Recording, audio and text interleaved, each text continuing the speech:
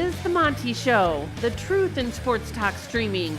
When you want unbiased opinions about your favorite team without the spin, all you have to do is find The Monty Show, streaming live and available 24 hours a day, 7 days a week on YouTube. And now, here's Monty. Hey, yo, man. How the heck are you? It is The Monty Show. Live and on your phone, we hope, on YouTube, which, by the way, if you're in Gen Z, you love you some YouTube. Thanks for watching the show, presented by The Advocates. TheAdvocates.com, the best injury attorneys in the business. As always, without a doubt, and you know why? Because they know what you're going through, because they've seen it all. That's why you don't pay the advocates unless and until they win your case, because they know they're going to fight for you. They're going to bring you the best outcome. That's why you go to theadvocates.com. Whether you, your friends, your mom, your sister, your side hustle, doesn't matter. You've been in a car accident. Did you get hurt at work? No problem. Theadvocates.com, where you can chat with an attorney live online. 24 hours a day, 7 days a week. Sitting in the studio here this afternoon, contemplating how difficult our life is.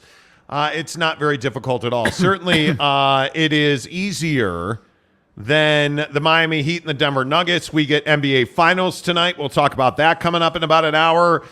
Stick around for that. We are awaiting a Pac-12 on Pac-12 crime in the Women's College World Series.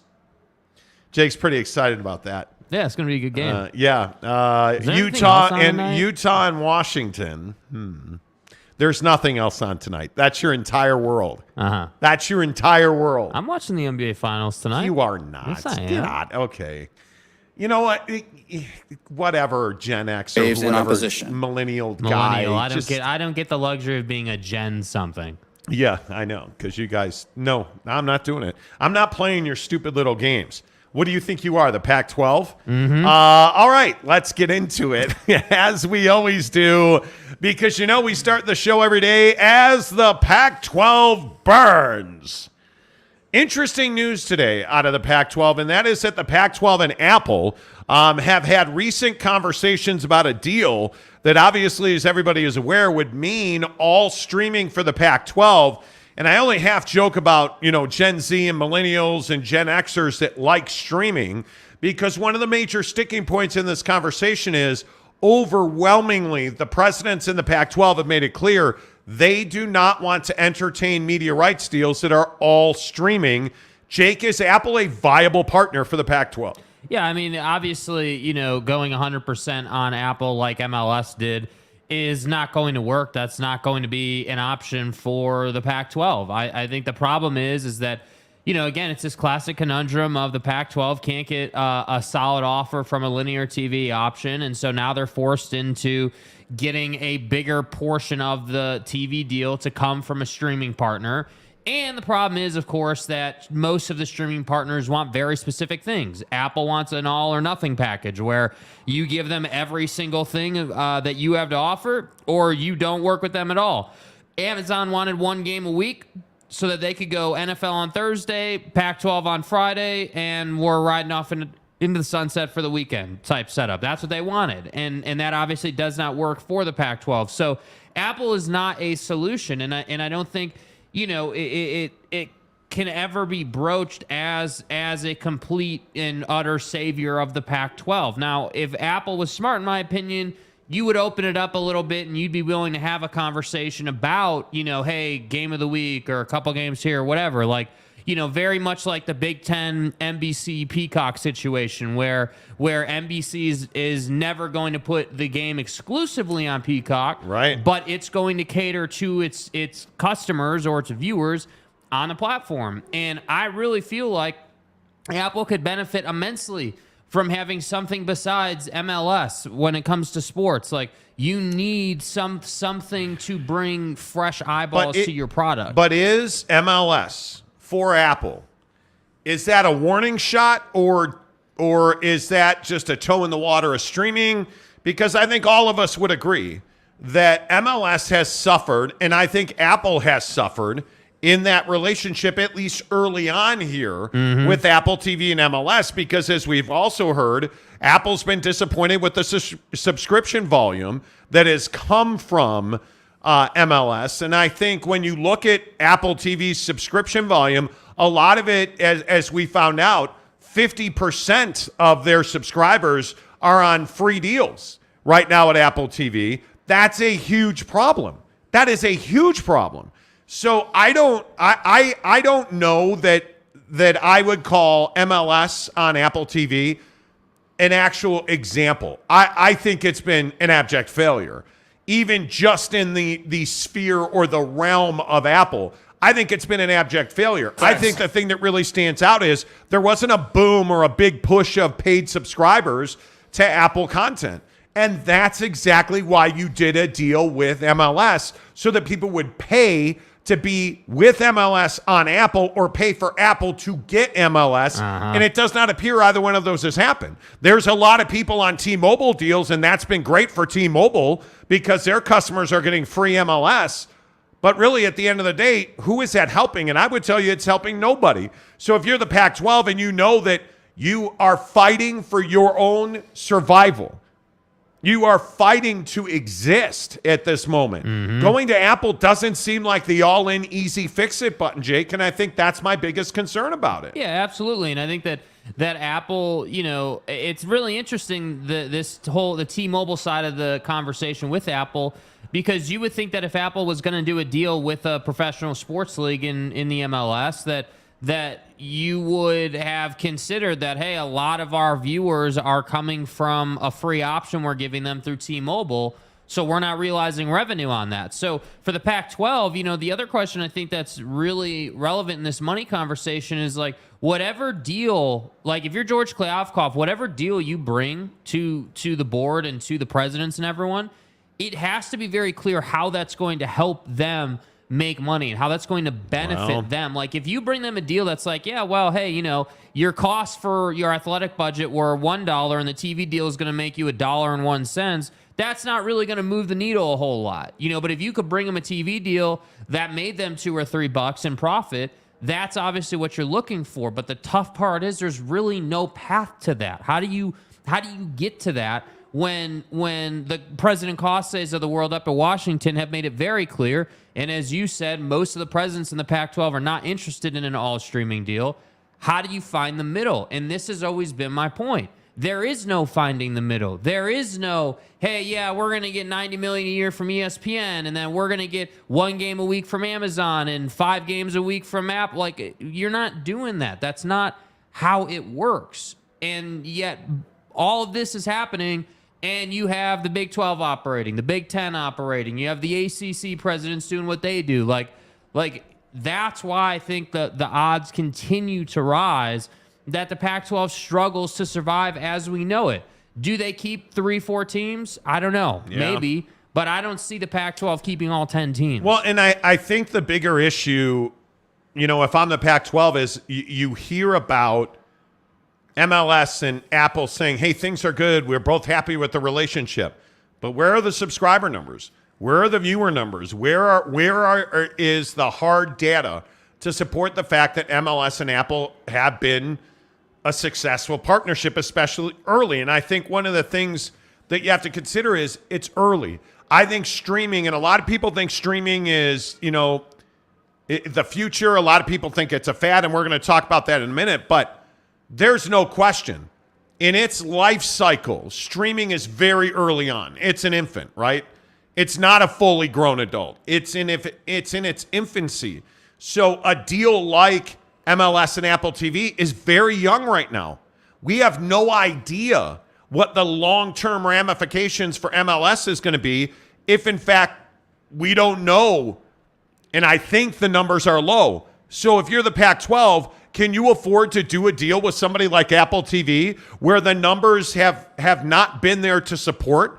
Is Apple TV willing to give the Pac-12 hard data? Is the Pac-12 asking Apple TV for hard data? Because, again, sources in television have told us that Apple TV and the Pac-12 have had conversations recently, that they have been talking about ways to do a deal. And the biggest sticking point remains that you have Arizona, Arizona State, Washington, Oregon, and Colorado. That's 5. Half of the Pac-12 members that have said, no, we will not do an all streaming deal. Yeah. And I think when you look at that, that's the biggest hurdle here is that you have a bunch of administrators who either don't understand or don't want to understand where and how they can win in an all streaming environment.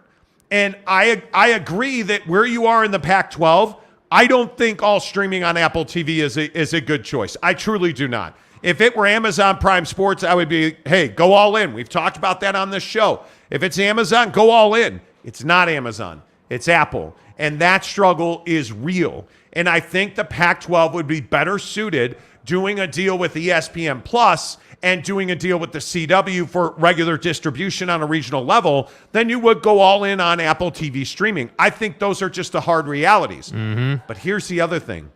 You're making decisions based on what you have to do instead of what you want to do. Because if you're the Pac-12 right now, what are you chasing? You're not chasing reach. You're not chasing a great partner. You're chasing the money. Facts. And anytime you are doing business and making decisions because you are desperate for the money, you're almost always going to make the wrong decision in life or in sports. If you are doing things because you are chasing that bread, bro, you are going to make a bad choice. And and again, there's conjecture here, but my sources and from people I've talked to, that's how I form my opinion. If they do a deal, if George goes to the table in the Pac-12 and says, hey, here's my final best, and it's Apple TV all in, he's not getting a grant of rights on that. And I think ultimately, if you can't get a grant of rights, what's the point of even bringing a deal to the table? Because trust me when I tell you, George Kliavkoff is well aware of what the parameters these 10 presidents have set forward for an acceptable TV deal are. Yeah. There's no doubt about that. Yeah, I think it's the mission's very clear, the expectations are very clear, and again, that's why I say, like, let's not beat around the bush. I mean, there is real credence to, hey, the conference is going to look very different or may not exist next year, and that's not because I don't like the Pac-12. That's not because I have some bias or anyone has bias, but I think that's what it was for a long time. Is, hey, oh, you guys just hate the Pac-12, or you love the Big 12, or you love the Big 10.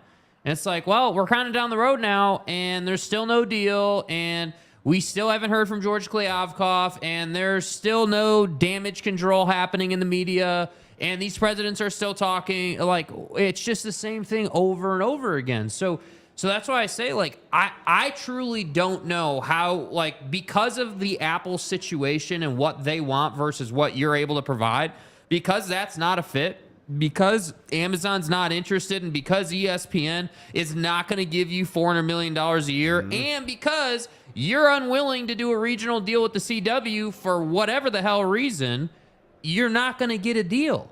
And that's why I say there is no finding one. Someone here is going to have to acquiesce. Like George would have to say, yep, we're good with a regional deal. Or Apple would have to take a partial package. Or ESPN would have to come up with more money, which ain't going to happen. But look at ION TV. And this is the thing that perhaps is so stunning. Yeah. Brian Lawler, the president of Scripps Sports, has been on the show several times. But you continue to hear him on this show, and you've heard nothing about ION TV or Scripps Sports as far as the Pac-12 goes. Las Vegas Golden Knights, Scripps Sports through ION TV. The WNBA, Scripps Sports through ION TV. They're doing deals, and they're doing the exact deal. And this is the part that I would guess as a Pac-12 fan is hard to digest. The WNBA did the exact deal that we're talking about with CW. Yet, if that deal was in place, wouldn't that have been done already? If there was a deal to be done where you had stream and you had linear TV, why wouldn't you have announced that already? You clearly would have. Yep. I don't believe that deal is in place. I don't believe that deal is available. And everybody, listen, I can only go back and tell you who we've spoken to and why we believe what we believe. Brian Lawler has been on this show and has unequivocally, like, without hesitation, panned any idea that Scripps Sports and ION TV are working towards an agreement with the Pac-12. Yeah. Gone out of his way. And I obviously I don't know Brian personally, but on a professional level, he's about as genuine as it gets, Brian Lawler. I don't see any way that Scripps Sports, unless something has completely changed, I don't see any way that Scripps Sports and Ion TV are doing a deal with the Pac-12. Well, and it just comes right back to what George Kliavkoff is asking for, and again, it needs to be said, George, nobody should be saying, well, George is asking for too much because he's an idiot. George is a conduit. George is doing what the presidents in the Pac-12 are asking him to do. That's his job. So if they say, hey, go out and find us a TV deal for $400 million a year and not a penny less, that's what he has to work with. And that's why I say, like, as much as I disagree with a lot of the stuff he said, like the iconic back of the envelope stuff or anything that you want to go back to, this guy is a conduit, and the responsibility of this situation is not just on George Kliavkoff. It is in large part on the presidents in the Pac-12 and their decisions to not do certain things and to want to do others. But if I had to ask you today, if you had to make a selection today, where do you think the Pac-12 TV deal ends up? I don't think it ends up. I don't think they get a deal because I think when you have great, when the grass is greener on the other side of the fence in the Big 10 and the Big 12, and the momentum is building and those conferences are going in the right direction, and they're courting you, why would you not go?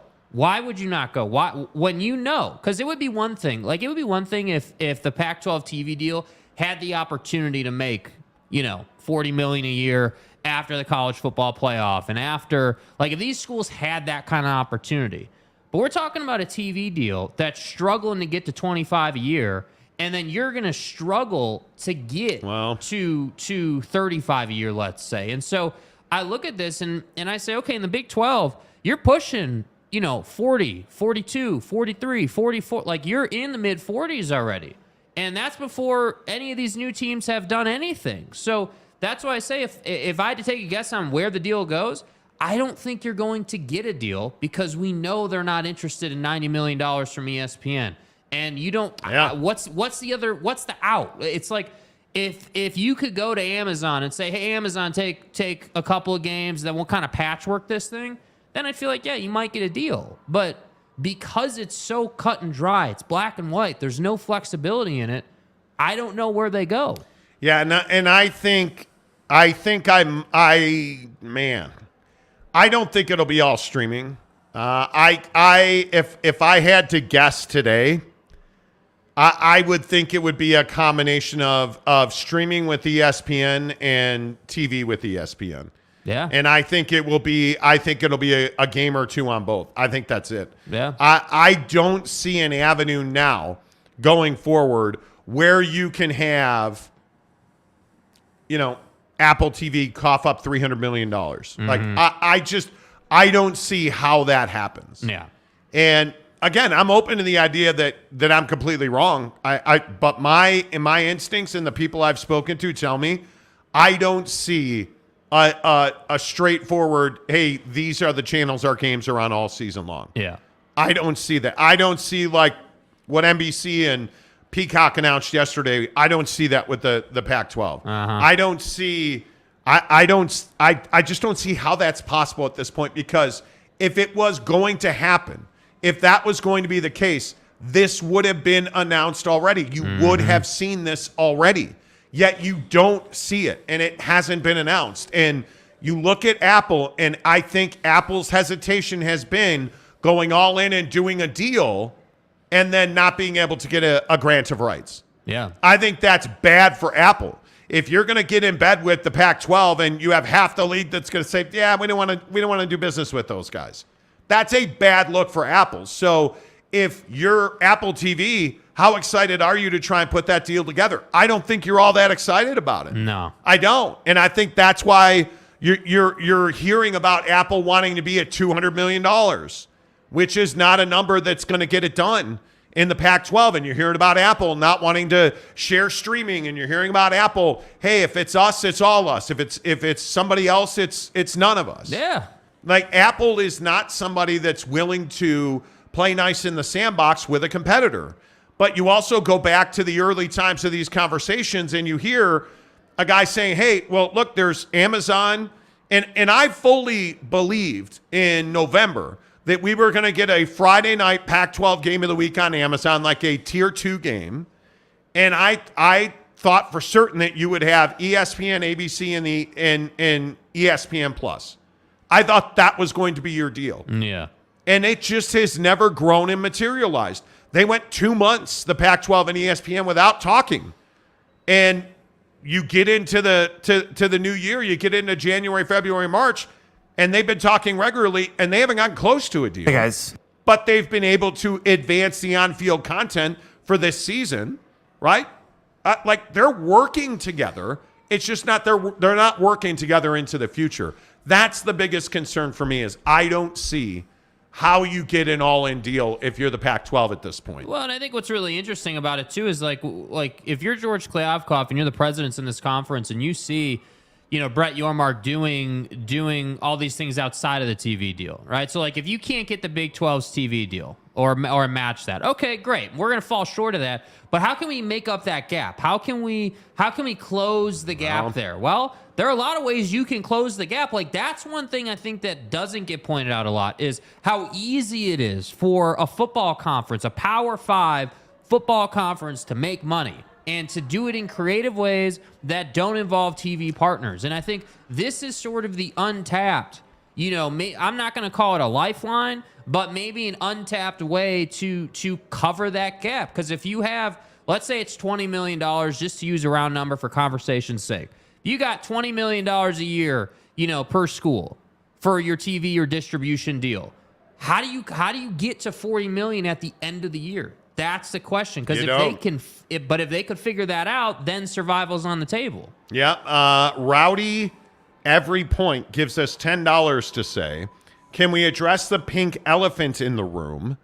Fox Sports lost so much money from Pac-12 Network, and then you lose the LA market. It's no wonder no one wants to sign a lucrative TV deal. Well, I think the Pac-12 Network lost so much money. Yeah. And I don't know that has the Pac-12 been a bad partner for its TV? Well, for ESPN and Fox, I don't think it was. If you're Comcast, sure they are. Mm-hmm. I mean, like the overpayment on carriage fees. And I mean, the Pac-12 is not easy to do business with. I've heard that repeatedly for a long time. I've heard repeatedly for a long time that there's disorganization, that there's not clear communication. Yeah. And listen, I don't know that you're wrong about Fox, and I certainly would agree with you. Losing the LA market in the conference is crippling. As far as reach goes for TV partners, I think it's absolutely a real thing. And I think it's absolutely scary. Yeah. How about a big shout out to Marlon Shaw, who gives us 10 memberships today? Let's go, go, Marlon. Appreciate you. And Chris Evans and Scott Palmer and Renee Roca and John Evans and Kyle J, Jim Choi, Mark Hale, Stephen Smith.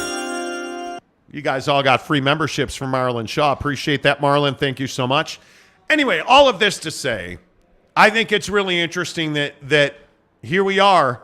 It's June 1st. And I know all the Pac-12 talking heads are being like, oh, it's done. It's going to be done. It's going to be announced. Right. Well, here we are on June 1st, and there's no deal.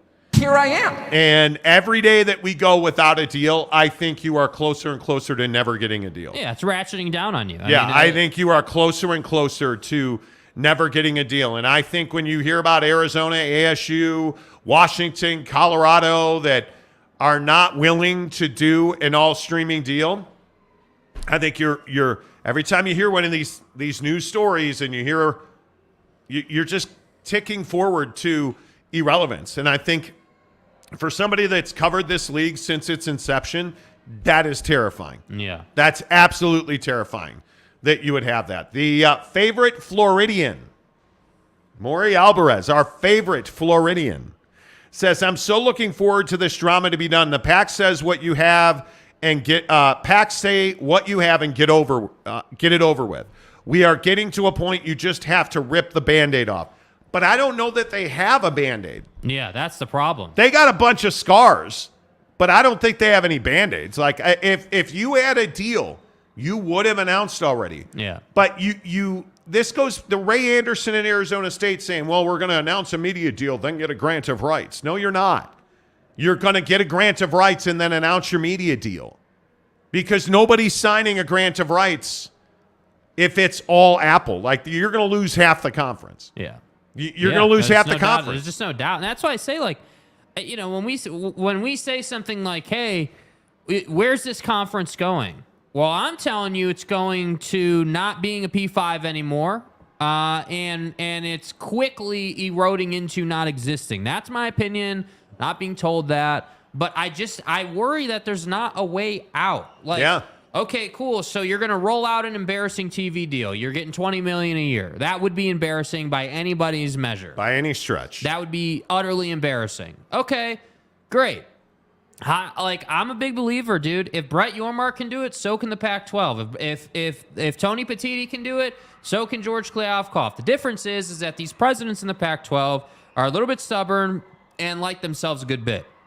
And they're not willing to be like, hey, yeah, wow, maybe we do need to go a little bit different of a route. Maybe people in the TV world aren't so liberal with spending their dollars, and maybe we did get beat, and maybe these things did happen, right? It's like the old, Eminem stance, right? Admit all the things that you failed at, admit all the things that are terrible about you, so then the media can't be like, hey, this, that, and that, and the other. Right, just get after it, get it out there. You can't blackmail me with something that everybody knows about, yeah, right? Like just get it out there, and then let's start moving to how we can close the gap or form a bridge. Yep, Marlon Shaw says, remind me what the definition of insanity is. Is that not what is going on in the Pac-12, Pac-TV negotiations? It is. Doing the same thing over again and expecting a different result. That's crazy to me. Yeah. It's absolutely crazy to me. Yep. Hey, where have you been, McCluskey? Yeah, well. Let's go. The mayor is back. I have talked to the Pac-12, and we have a deal. We're bringing in the powerhouse Utah Tech. Sleeping giant in this state. I'm telling you. So on brand, dude. I'm telling you. Truck Stop Gumby says crocodile tears. I like it. Bryce Martin. If they sign a grant of rights, someone's going to have to give something up, and not everyone's going to be happy. Agreed. I totally agree with that. Agreed. Shasak123. Shasak. Fuck are you? Apologize to that man. See, when you choke on your own, I'll stop. Would it help if Apple took the whole package? Bro, this is a family program, dude. Come and on. sublease to Fox for 50%. See, this has been brought up a lot. Here's the problem, though. Where is Fox going to put that inventory? Especially during football season. Where does Fox put that inventory? Where does ESPN? Where does CBS, NBC? Think about all these places. Those major sports brands already are scheduled out for the entire season. Yeah. So you have blocks where you could potentially place that next season. But if you're CBS, Fox, and NBC, you know what those blocks are going to be. That's all going to be Big Ten all day long. Okay, let's surmise that Fox on a Saturday night would play a late night football game. Yeah. Well, do you really want to compete against your partners in NBC? Are you trying to do that with Big Ten After Dark? You're competing with NBC? You're not going to do that. Okay, so let's say Fox is not available. And I don't think they are, by the way. If you're ESPN, you probably would like to have a football game instead of SportsCenter or instead of college football wrap-up. But those two shows do really well on the bar scene, right? Like those two shows people are going to watch because it's a highlight show. Why do bars, and people think I'm crazy every time I bring this up. Why do bars want SportsCenter and college football wrap-up and NFL wrap-up or NFL Live or all the highlight shows? Why do you think bars want that content? Well, because Jimmy and Frank are going to sit there and they're going to have an extra Coors Light draft waiting for the Michigan highlights, waiting for the Utah highlights, waiting for the SC highlights. Yeah. They're going to sit there and they're going to talk and they're going to debate. And they're going to say, well, hey, you know what? USC and Utah are both undefeated. Holy cow. I wonder what happened in the Utah game. I wonder what happened in the SC game. I wonder what happened in the BYU game. Like, you sit there and you wait. It is proven that dudes will sit at the bar and wait for it. They'll order more quesadillos. Yes. They'll order more street tacos. They'll order more fries and beer. More Tex-Mex egg rolls. But if you have on Oregon State and your mom's technical eyelash plucking school of technical institution and stuff. Oh, what are you talking about, man? They're not going to sit there. Yeah. That's why bars love highlight shows. Yeah. If you walk down Mill Avenue on a Saturday night in Tempe and Arizona State's not playing, you're going to see a bunch of dudes standing outside of a bar because it's 100 degrees. You're going to see a bunch of dudes standing outside of a bar watching highlights on SportsCenter. I'm a man. Try it sometime. Trust me when I tell you. Trust me, bro. Why do you think, like, all of the Shake Shacks, all the taco shacks, all the burger joints, why do you think they all have outward-facing TVs in warm weather climates? Because dudes will stand there. Yes. In Arizona, Cold Beers and Cheeseburgers in Old Town Scottsdale has an entire row of TVs. Facts. That you can stand on the sidewalk and you can watch. Yes. Because people will come in. People see it. They'll come in. They'll eat. They'll drink. Like, I'm telling you. Yes. This is the thing with the MLS deal. And Shasek, I think that's a really good point. I just don't think you can compare the two. I really don't. And I think that's the biggest question. Cougar Tracks. It will be set up where BYU plays at 8:30 at night, followed by 11:30 by a Pac game. I don't know about 11:30. 11:30 is a little late, bro. No. The favorite Floridian. Oh, I already read that one, but I thank you for, calling yourself what we call you. Jeremy Callahan, power troll on board. Okay. Is there a power troll on board? Kurt Myers, PBS after the Jim Lair News Hour. Remember that? Isn't he dead? I think Jim Lair is dead. I could be wrong. As the Pac-12 burns, badminton of the nines. Badminton of the nines. Okay. I'm feeling it. Tom Dean, how are you, Tom? Teams don't leave a conference because they don't get X dollars per se. They leave because the competition is getting more and they want to keep up. I don't disagree with that. I think that's exactly right. You're not going to leave a conference because of what you're getting. You're going to leave a conference because of what your competitor's getting. Uh-huh. And I think that makes a lot of sense. Saul Goodman says Brett Yormark is a better man than George K. will ever be. Nick Saban is a better man than you are. Absolutely. Let's see. Jeremy Callahan says call a Rado.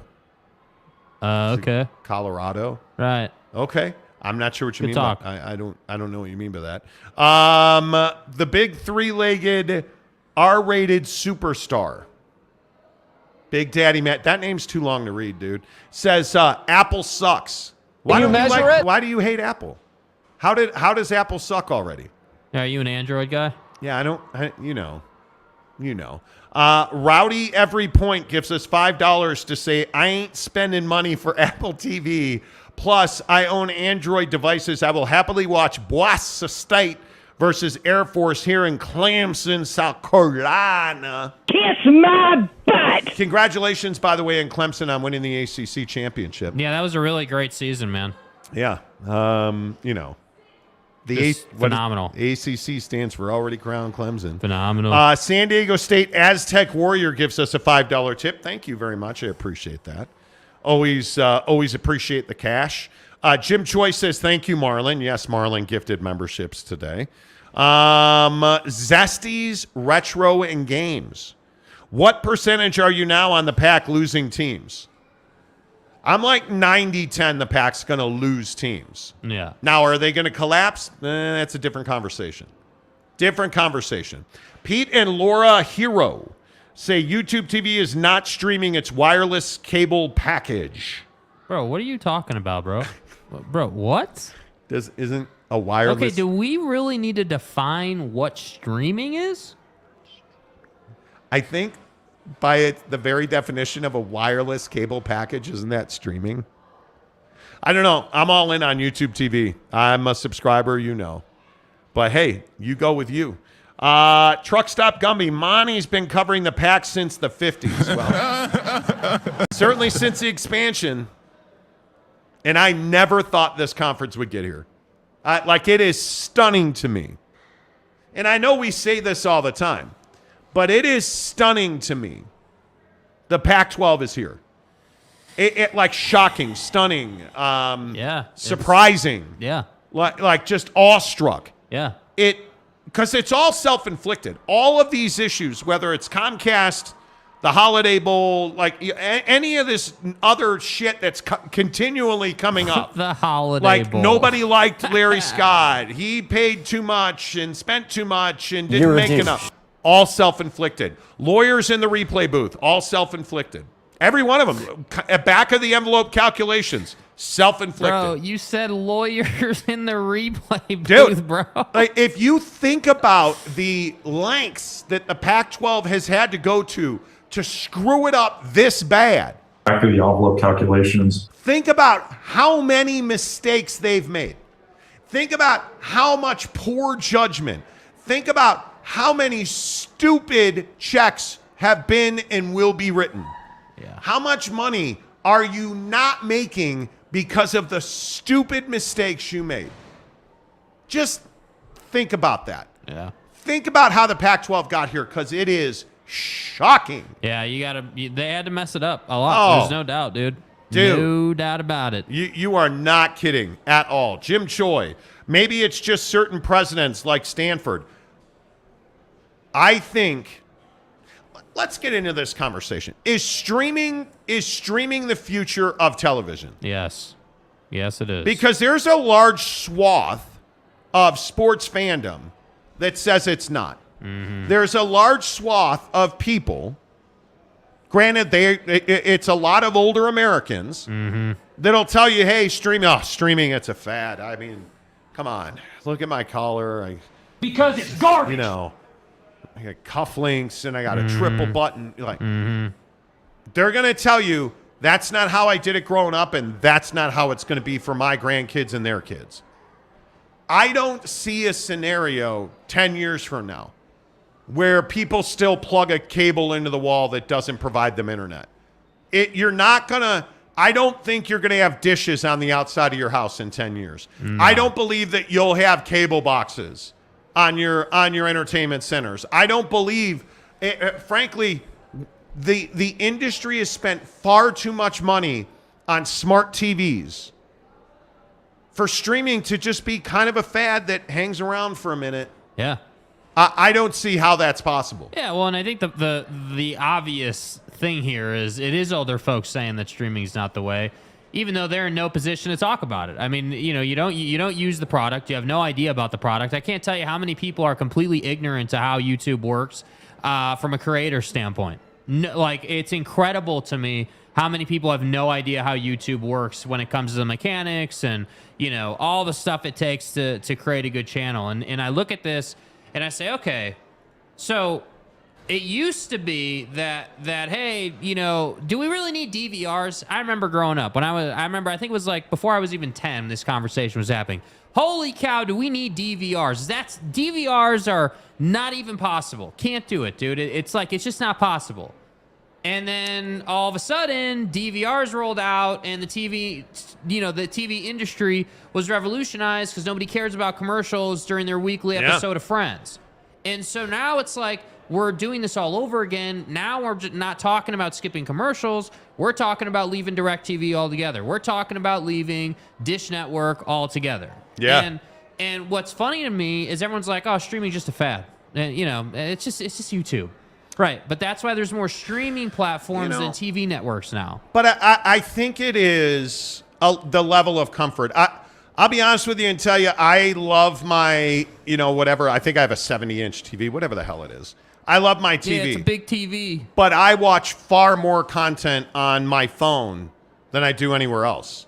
Whether that is TikTok, Twitter. By the way, Twitter streams a baseball game. By the way, you have all of this content that's available to you on mobile phones, and I do think, and I don't know if we want to call it baby boomers or whatever you want to call it or whatever you want to say it is or how old people are. Yeah. I think your older generations, your 65 plus, have no desire to unplug their cable box from the TV and go to the internet. And that's okay, right? I mean, I think that's the other thing here. It's okay if the older generation right now doesn't want to adjust, because frankly, they're no longer in their prime money-making years, right? Most of them, right? The TV industry, the Foxes and the ESPNs and the CBSs and the NBCs, they want 25 to 55 years old making that bread, bro. That's what they want. And I don't know how you fix this, because what I'm telling you is, I don't mean to keep telling you, well, hey, here's who I know. That's not what I'm trying to do. Everybody I know that works in the TV industry, which, by the way, I've worked at Fox, I've worked at ESPN. I have relationships across the industry. Mm-hmm. Everybody is all in and pointed towards stream only. The days of satellite uplinks, sure, you could still have dude in his backyard with a massive satellite dish. Maybe that still is a thing. I think we're moving away from that. No. I think we are moving away. I think DirecTV, like you look at HBO or what did they rebrand it as? Max? Max. You look at Max now. I think Max, if you want to watch Succession, you're going to have to do it on an app. Mm-hmm. Whether that's on your smart TV, your phone, your tablet, whatever that might be. I think the days of HBO as part of your entertainment bundle on your cable system, I think those days will come to an end down the line. But Comcast Cable will absolutely still be a provider. Yeah. DirecTV, I watch a lot of DirecTV through an app on my phone. I have the DirecTV streaming app on my phone. I watch it all the time. Mm-hmm. I can watch my DVR on my phone. That's the future. That's what we're talking about. So when we get into these conversations about streaming or not streaming or the future, I don't see a reality, maybe even 5 years from now, like ESPN. It's a great example of this. ESPN, I think the term is DTC, direct to consumer. Right. I don't see a way that ESPN is not direct to your phone, smart TV, or tablet in the next 3 years. Mm-hmm. I think ESPN is going to give you the ability in the next 3 years to say, hey, here's my $20 a month. Give me everything you got. UFC, yes. WWE, give me everything you have on my phone. ESPN provides it. SEC football, roll tide, right? Like SEC is a better man than you are. SEC football, Big 12 football, Big 12 basketball, the NBA, the NHL, major. It'll all be on your phone. $20 a month, you get everything that they have. Mm-hmm. Furthermore, you look at what YouTube TV and the NFL Sunday Ticket are doing. Dude, I don't know how many people saw the announcement this week. Everybody was really concerned about, hey, I want to be able to watch games on multiple devices on Sunday Ticket like we could at DirecTV. YouTube TV said, hey, that's a really good idea. Done. This week, YouTube TV said you can stream on multiple devices with one account. So if you have your TV, your tablet, your phone, and let's say a smart screen, because now these smart displays are coming out. You can stream NFL Sunday Ticket, different games on all of those units. Like, I'm telling you, folks, the infrastructure's in place. So you may think that streaming is not the reality or it's not the future. I'm here to tell you, I believe it's the only future. Yeah, well, and I think the other thing is, like, reaching people is changing. Like, the way that DirecTV reaches people and reaches the same number of people is changing. You think about where young people are at right now. There are a lot of people. I know plenty of people who simply don't have TVs. Yeah. Right. Who live off their MacBook Pros and their iPhones and their Droid-based stuff. Like, I know people like that, and that's becoming more commonplace as the world gets more expensive. Like, it's no secret. Like, people are being conservative with money, so we're not getting, hey, we're going out and buying 80-inch TVs left and right and TV. Like, we're not doing that anymore. We would rather save the money, watch it on our phone, and have a nice time. Like, that's just what it is. Hundo P, bruh. I don't know. I'd love to hear from you guys. Do you believe that streaming is a fad or is it the future? Because it's been pretty amazing over the last couple of weeks to see so many people saying, oh, it's a fad. It's a fad. We're always going to have cable. One guy compared it to NFTs. Another guy compared it to crypto. But here's the thing. Who really was into NFTs? Non-fungible tokens. The 1%. The 1%er, the guy who had billions. The Gary Vaynerchuks of the world. Those guys were into NFTs, right? Do you really understand how an NFT works? Do you know how to create an NFT? 9 out of 10 people do not. Completely different deal. But if I said to you, hey, I need you to pull up YouTube on your phone, could you do it in less than a minute? I can absolutely do it in about 30 seconds. But I use YouTube every day. The garden variety consumer.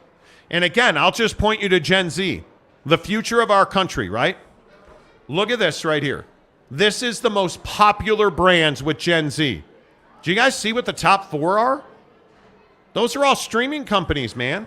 YouTube, Google, Netflix, and Amazon. Those are all streaming companies.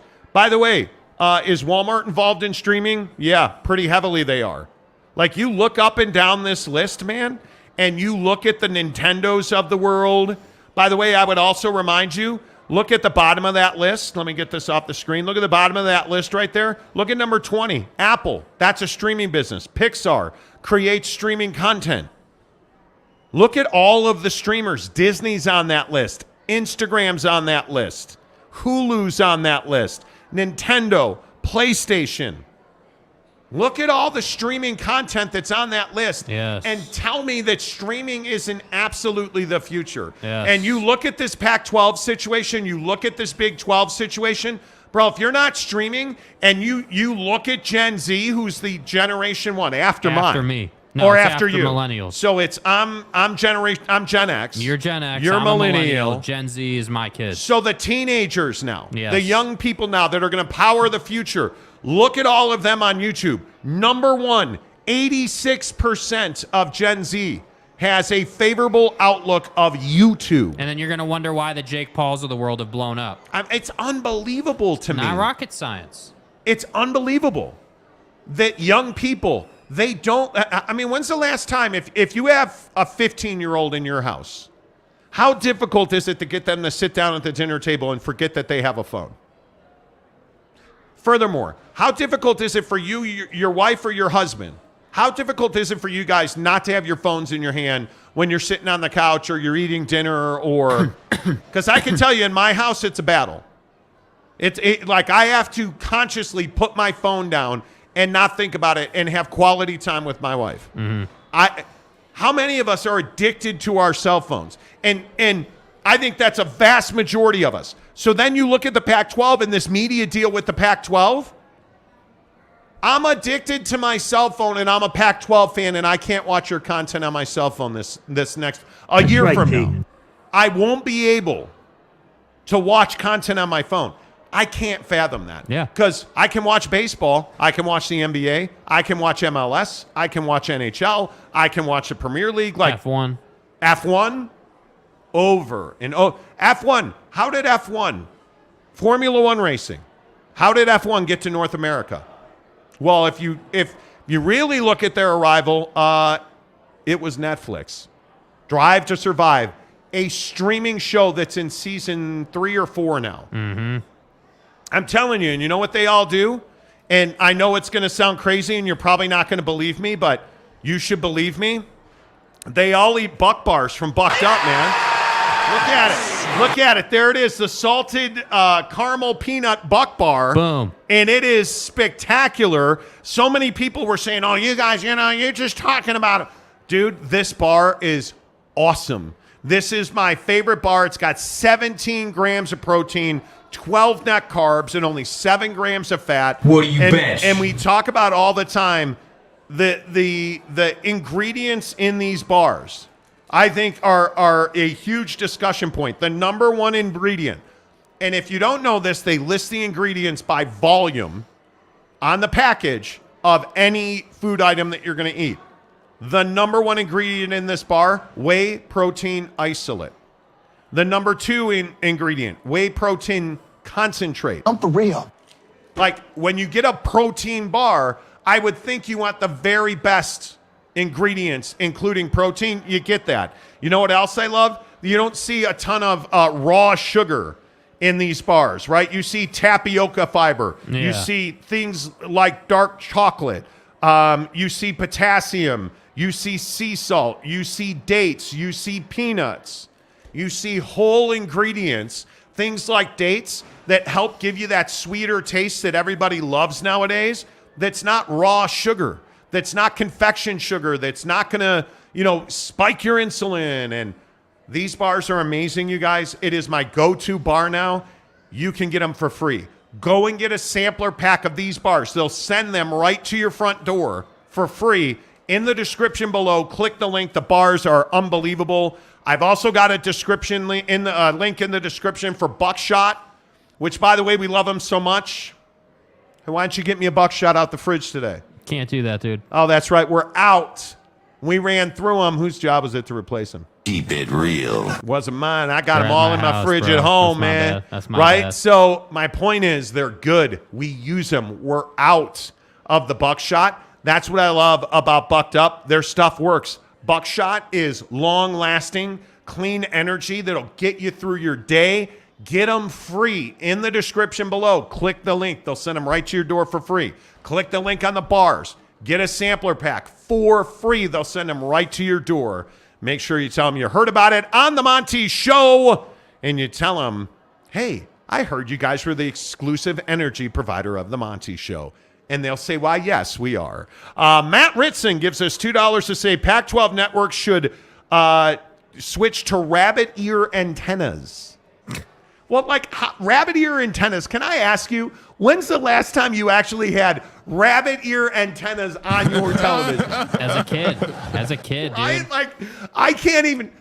As a kid. The thing about TV is it's so easy. You just flip on the TV. Yeah. And you don't even think about it because it's plugged in and everything's easy, man. Yeah, and I think that the tough thing is I almost feel like the Pac-12 presidents sort of act in that way, right? Where they feel like, okay, linear is the most important, and streaming is just this sort of secondary thing. It's not like, who cares, right? Like who like it's not going to end our existence. Like, it's all good, man. Like, but in reality, if the Pac-12 was smart, and I've said this for a long time, if the Pac-12 really was innovative and really was an operator and was not scared to take some risk here, they would go in and just be a juggernaut with streaming. They would be on YouTube. They would be like, you would have done a deal with Google for all of your games. And the reason that's okay versus Apple or even Amazon is because of YouTube TV. So if I can get you on YouTube TV every single week, all of your games, even the ones that aren't on ESPN, let's say, then you're readily available to a ton of people. Like, is it not, like, it's not rocket science to say, okay, Gen Z is the one going into their college years. Gen Z is the one who are going to be your students. They're going to be your breadwinners. They're going to be the ones filling up your campuses. Would you not want to be marketing to them? By the way, the parents of Gen Z right now, hi, yes, millennials. We are the ones powering the country now. Not Gen X, not baby boomers, right? Millennials are now the meat of the country's population. So the idea that you think that you have to be all linear, to me, is crazy. And again, I know I'm just a millennial on this show, but the only reason that I have DirecTV right now at my house is because the Jazz didn't have a good TV deal where you could get them outside of DirecTV. Like, the Jazz are another good example of this, where Ryan Smith has said repeatedly he wants every Jazz fan to be able to watch every single game on any device they want to. And I love that out of Ryan Smith. Absolutely adore it. Love it. Love that mentality and mindset. And I hope they do go to the MSG style deal. I really do. But that's the kind of deal that will allow me to leave DirecTV. I want to leave DirecTV. I don't even enjoy DirecTV. I have a smart TV that works great on the Wi-Fi. I watch Amazon Prime. I used to watch Netflix. I watch YouTube. Like, I watch all this stuff. Yet here I am having to wait on DirecTV because YouTube TV couldn't figure out an MLB deal, or the Jazz don't have a TV deal, or like these just one-off situations. So that's what I'm saying. Like, streaming is coming, and the more I think about it, like you mentioned the DirecTV app, Like, the one thing I love about YouTube TV is I don't need to think about, like, hey, you know, my receiver at home and then an app on my phone. It's an app everywhere. It's the same product on any device. So whether I'm on desktop or my phone or my or my TV, it's the same thing every single time. There's reliability in it. So that's why I say, like, these presidents can sit here and fool around with linear and struggle to get a TV deal. But the reality is you could have had a deal done, but it would require you to change your mindset and to open yourself up to the idea that streaming is viable and things can happen, but you have to go out and sell the product. You have to go out and find the people. If you build it, they will come. If you're on stream, your views will come. And that's just as simple as it really is. And I don't think that I don't think there's any way around that, honestly. No, I would agree with that. I think it's one of those things where too many times, and I would categorize that as common sense. I think too many times we get away from common sense. And whether it's, hey, how prevalent is streaming or all of the mistakes, because I think a lot of the mistakes that were made in the Pac-12 are common sense. Whether it's your commissioner flying private everywhere, whether it's your commissioner renting a multi-million-dollar suite in downtown San Francisco. I really don't care if you think it's sus. One that was completely unnecessary, or all of these expenditures, the mistakes that the Pac-12 has made, the Comcast rebate. It was common sense to let them know, hey, you're overpaying us. Let's get this right. We did an audit. Here's the results. Would you guys like to do an audit? Like the commonsensical business partnership. Yeah. All of these things are common sense, and yet the Pac-12 has not executed those. Yes. And I think those are absolutely the issue. San Diego State Aztec Warrior says, breaking news, George Kliavkoff's next gig will be the official lot lizard of the Truck Stop Conference, thanks to his back-of-the-envelope calculations. Wow. Back of the envelope calculations. Okay. There was just a lot lizard reference. Wow. And you paid for the lot lizard reference. Rowdy Every Point gives us $5. One last thing. If the Pac-12 goes streaming, ESPN, Fox, and CBS Sports might not even show any highlights of the game. It will kill recruiting. Oh, I think they'll show highlights of the game. Yeah. I don't think that's a problem at all. Well, yeah, it's going to kill recruiting because of reach. Your reach goes down significantly. So, of course, that's going to kill recruiting. Matt Ritson gives us $2. Pac-12 Network should do rabbit ear antennas. See, you paid us and you made that comment without paying us. Matt Mua? I'm sorry. Who the f*** is that guy? Gives us $2 and then 2 more to say Big Ten fans are not happy with the games on streaming. But frankly, the quality of game that's on stream. Look at East Carolina at Michigan. Is that a game you should be excited to subscribe to Peacock for? Probably not. Yeah. September 9th. But by the way, notice that all of these games are duos. September 2nd, there's 2 games on Peacock, 1 on NBC. Yeah. September 9th, there's 2 games on Peacock, 1 on NBC. The 16th, there's 2 games on Peacock, 1 on NBC. And then after that, when you get these really big games, right? You get these really big games.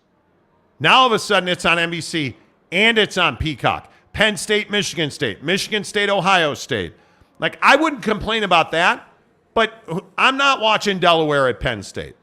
I don't believe Penn State should ever play another football game based on what happened with Paterno and Sandusky. So I wouldn't watch anyway. And I'm going to say that every chance I get. Yeah. But Delaware at Penn State is not a headline game. East Carolina at Michigan, okay, that's more of a headline game. I'm not subscribing to Peacock to watch that game. Now, Washington at Michigan State, dude, that's a pretty good football game. A better game, yep. That's a pretty good football game. And let's not sit here and pretend that those are the best games. No, because when you have the best games on your TV, are you guys ready for this? I hope you're ready for this. When you have the best games on TV, you need a calzone from Papa Murphy's. At Papa Murphy's, we do more than just pizza. We do calzones. Papa Murphy's does calzones? Oh, I think you mean I do the calzones. And how do you do it, Dad? How do I do it? How do I do it? Oh. Well, we do it with fresh ingredients and hand-shredded cheese tucked in a scratch-made dough. That's how, honey. At Papa Murphy's, we make great pizza. You don't forget the calzones. Order now at papamurphys.com. Dude, Papa Bro. Murphy's has I mean, calzones. what else do we need to talk about, dude? Let's go. Like, come on, bro. Dude, I am a huge fan. Okay, so you guys may have noticed that You hit your driver a long way. I'm fat. Fat? And I know it doesn't show on the camera, right? Yeah, black is slimming. I mean, that's why we wear black, right? Dude, calzones and pizza puffs are very similar. I want it. When I was at the great old venerable Adlai E. Stevenson High School in Prairie View, Illinois, Right. and they had the pizza puff with mayo, hell yeah, I did. Dude, the pizza puff with mayo? Oh, it's phenomenal. Dude. But it only got better when I went to the good old cafeteria and found pizza puffs and ranch dressing. I'm so bricked up right Dude, now. a calzone, you get Bomb. calzone with marinara on top of it. Oh Bomb, my God. bro, bomb. Dude, the calzones at Papa Murphy's, unbelievable. Use the promo code Monty25 to get 25% off your purchase of $25 or more at Papa Murphy's Pizza. Trust me when I say Papa Murphy's Pizza does it right. Have you had, again, get a calzone with an order of marinara meatballs. Maybe we do that. Jake's got a big game he's got to watch tonight. Utah softball versus the Washington Huskers. I'm telling you. Washington Huskies, you're not going to. Huskies. Huskies. Right. You know, Right. they moved to Nebraska. Waves in opposition. I was kidding. Anyway, Washington versus Utah. Jake's a huge Utah softball fan. Mm-hmm. I mean, he's got to watch every pitch. Maybe it's calzones and marinara meatballs tonight for the big game. Got to get them meaty balls, man. You know. Dude. At Papa Murphy's Pizza. Use the promo code Monty25 to get 25% off your purchase of $25 or more at Papa Murphy's Pizza. Renee Roca says Heaton 6. Where you at on, real quick, while you guys are all here, where are you guys at in Heaton 6? Capazzo, what's up? The Jeezy representing. Pepperoni and blue cheese with garlic sauce. See? Okay. Dude, we were having such a good show, and then you go and say something like that, And I don't understand why Capazzo. You roll in here after a quiet period. You roll in here with blue cheese. And yeah, I'm going on about how I miss my favorite guy down in the Jeezy. Like, hey, Capazzo, St. George, he's the mayor and the king of St. George. Like, snap out of it a little bit. He's a public servant. He's the dude. And then you got to roll out with blue cheese. I don't understand it. Ain't no reset. Somebody needs to help me with it. Cougar Tracks says pineapple and Canadian bacon calzones are the best. Dude, am I who's arguing? Yeah, I'm not arguing, dude. Who's arguing? Pineapple, and When's again. the last time you had a calzone, dude? I haven't had a calzone, and I don't know how. Tonight. I'm going to have a calzone tonight. Yeah, dude. It's been a long time. Yeah. You have to do it. You have to. Papa Murphy's not selling enough marinara meatballs. Yeah, dude. To actually shoot new commercials. Ain't no reset. I don't know. Dude, What do you mean, if you haven't had the marinara meatballs, I'm telling you right now. Bro, you don't need to shoot a new meatball commercial because they're bomb. Like, it's straightforward, bro. Yeah, Renee Roca. Look at that. That's calzones. what I'm saying, dude. Calzones are bomb, bro. Dude, they're incredible. You butter that crust on the outside when you bake it, and it's just amazing. Roger Sales, who I believe is going to be joining us at RSL NYCFC. Didn't he go to yes, Big O Tigers? Yes, I believe he did, yes. Yeah, Roger. Yeah. Roger's, dude, the new T-shirt. Bro. I saw a full mock-up of the new T-shirt for so bricked the up RSL right match. Bomb.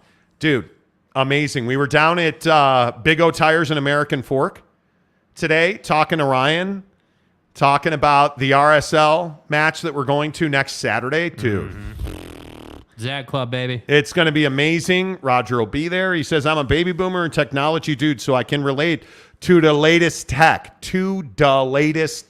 That I like the slang you put on that, dude. Streaming is the future, but not in its present state. Need to subscribe to shows to watch, not services. Too many streaming options. Yeah. I like that a lot. Shooter, Texas. Monty likes salty nuts in his bar. Sounds about right. Salty nuts. I'm not here to argue. San Diego State. What's up, Glenn? Volleyball chicks are hotter. Okay, don't start. Don't look, Dude. Glenn. First of all, it's not fair to compare women from San Diego to anybody else. It's not fair. You're comparing diamonds to cubic zirconias. Like, you can't. So get your facts straight. Stop it.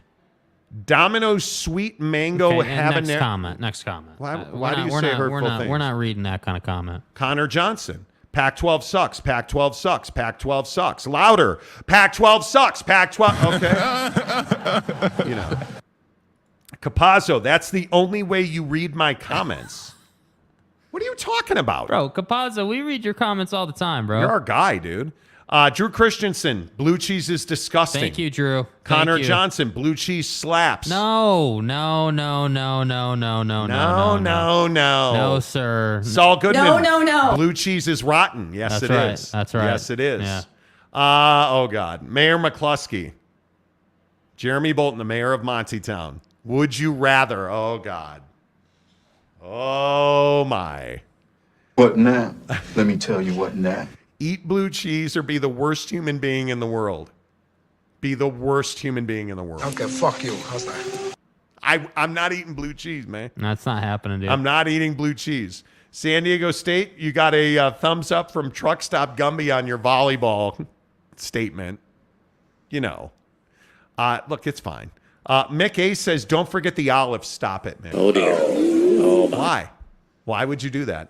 Sean Mirzinski loved calzones growing up. Yes. Stromboli or calzone? Stromzone. Strombolis are good. Absolutely. Absolutely. No doubt. Saul Goodman, pockets. Calzones are pockets. There's no doubt about it. Renee Roca, I've been calling this series all playoffs. Renee Roca, as he reminds us regularly, never gets anything wrong. Okay. Heat will struggle with size. I've heard that about Can you him. measure it? Heard that. But they are honey badgers. I've heard that about honey. Hiscock. You know, grow up. What? Grow up. Jimmy, do they have a Bacavo calzone? Jimmy? Hey, Jimmy. Come in here, bro. Don't start, Jimmy. Here I am. Expedition Greg says SEC is unfortunately staying at 8 conference games in 2024. Yeah, it's disappointing. It's a mistake. Yeah. I think it's a mistake, and I think playing 9 conference games is absolutely imperative. We're going to tell you why after you hear from the advocates. Getting knocked around in an accident is awful. That's why you need someone to look out for you. Call the advocates for your free consultation, and we'll keep you from getting knocked around. Yes. Can you eat strombolis while you go bowling? The Advocates, theadvocates.com. If you slip and fall on a bowling alley, reach out to the Advocates, theadvocates.com. If you get hit while you're riding your bike, theadvocates.com. Did you get hurt at work today? Did you, your friends, your family, your loved ones, are they battling a workman's comp situation? Theadvocates.com. And the best part about the Advocates is you do not pay unless and until they win your case. If they don't win your case, if they do not get you that outcome at the end, you don't pay the advocates. You don't pay for consultations. You don't pay retainers. Those are all free. You can chat with an attorney live online. Right now, you have nothing to lose at theadvocates.com. Make sure you tell them you heard about it. On the Monty Show, I think 9 conference games should be the minimum bar. And I think if you are the SEC, if you're the Big Ten, you don't have to do that. Georgia and Alabama are going to be in or just about into the college football playoff every single year. And now with expansion, Bama and Georgia are in every single year. But if you're the Big Ten, don't you need 9 conference games to get more than Michigan, Ohio State in, right? And Joe Paterno, that loser's alma mater school, they're going to probably get in as well. But if you're Indiana, Don't you want another shot to beat Ohio State? Don't you want another shot to beat Michigan? And it should be 9 games and then a conference championship game. Yes. Because I'm a big believer, and I don't care if it's a grind. It is what it is. If you truly are the best team in your conference, you'll run through that. Oh, you lost a championship game? Well, hopefully you played 9 quality conference games, so you lost a championship game, but you're still eligible for the college football playoff. That's the bottom line. That's life in the SEC. My opinion is you have got to play 9 conference games. I think it's going to happen. It's going to happen. Carlos, I pre-ordered my calzones from Papa Murphy's for the Washington-Michigan State game. Let's go. Boom. I'm telling dude, calzones are amazing. Yeah. What's your go-to pizza order? I am sausage, mushroom, and onion. Nah. And I know you hate sausage. Yeah, I'm much more the Hawaiian style. Love me a good pineapple, onion, maybe a little Canadian bacon for feeling crazy, but probably not. Why not just do regular bacon? Why? What is it about Justin Trudeau that makes you want Canadian bacon? Is it that you're a Maple Leafs fan? No, I'm not. Not an Austin Matthews guy. The Big Lubbock. What's up, Big Lubbock? Where you been, dude? I went to Papa Murphy's for the meatballs, and they were out. Oh, no. That's terrible. Do something for me. Terrible. Rowdy every point. Pepperoni, mushroom, and pineapple. Okay, that's not bad. We're working closer. How did we get into pizza now? Chicken, onion, jalapeno, extra sauce. Boom. Dude, Yes. and I hope Mrs. Monty's not listening, because this always ends poorly for me. I'm getting into jalapenos, dude. Mrs. Monty and I try to go to the Break Sports Bar in Daybreak every Friday night. Kind of gotten away from that with golf and having to get up early on Saturdays and, all the sex we're having. But anyway, the point is. Sex we're having. The point is. Cock. I'm trying to eat more spicy food. And we went to, what's the name of that place in Holiday, the burrito place? Real Taqueria? Yeah, I think Real so. Taqueria, whatever it is. Real Taqueria. Real Taqueria in Holiday. And that woman tried to kill me. I think she wants the insurance money. Well, she don't love you. I'll drop that motherfucker. Dude, they had tamale, and I can never say no to tamales. Listen, if your mom, sister, brother, father make tamales in the bathtub, I'm in. Just What now? Give me Let the me tell address. you what Just now. send me the address. I'm in. I'll bring a $50 bill. We'll fill up the trunk. Like, I love bathtub tamales when they're made right. Forget about it. I'm in. I'm all the way in. Why are we watching ESPNU? Anyway, my point is. You don't know why we're watching ESPNU right now? I don't. Oh, because it's the Colorado Spring Let's go, game. baby. Prime's on TV. Dude, what is... Prime's on TV, baby. Stay hard. Anytime Deion's on TV, oh, hey, bro, hold on a minute, man. Let me pull the Subi over.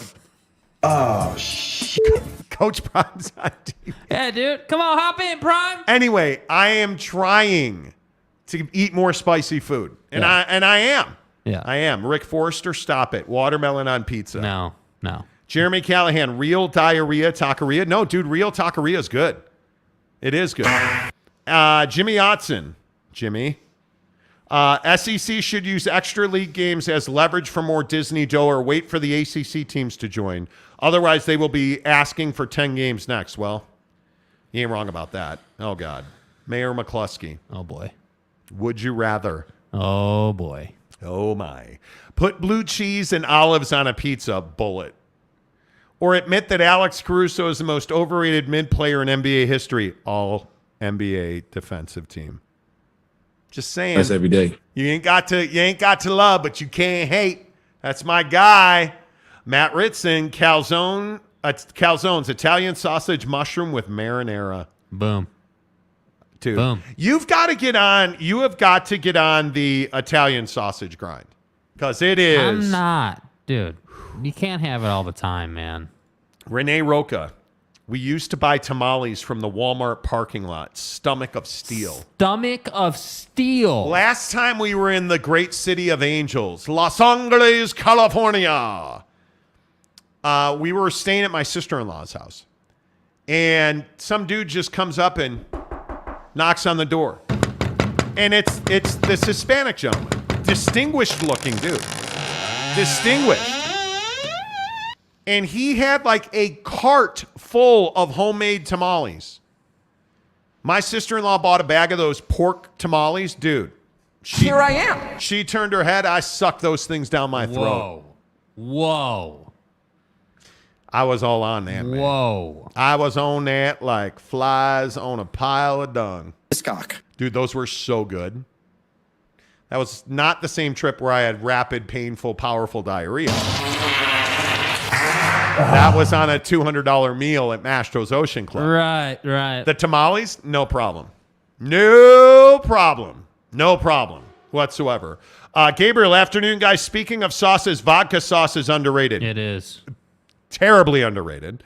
Saul Goodman, hot dogs with bacon wrapped around. I'm not a bacon guy. I know. I can't say it out loud. Dude.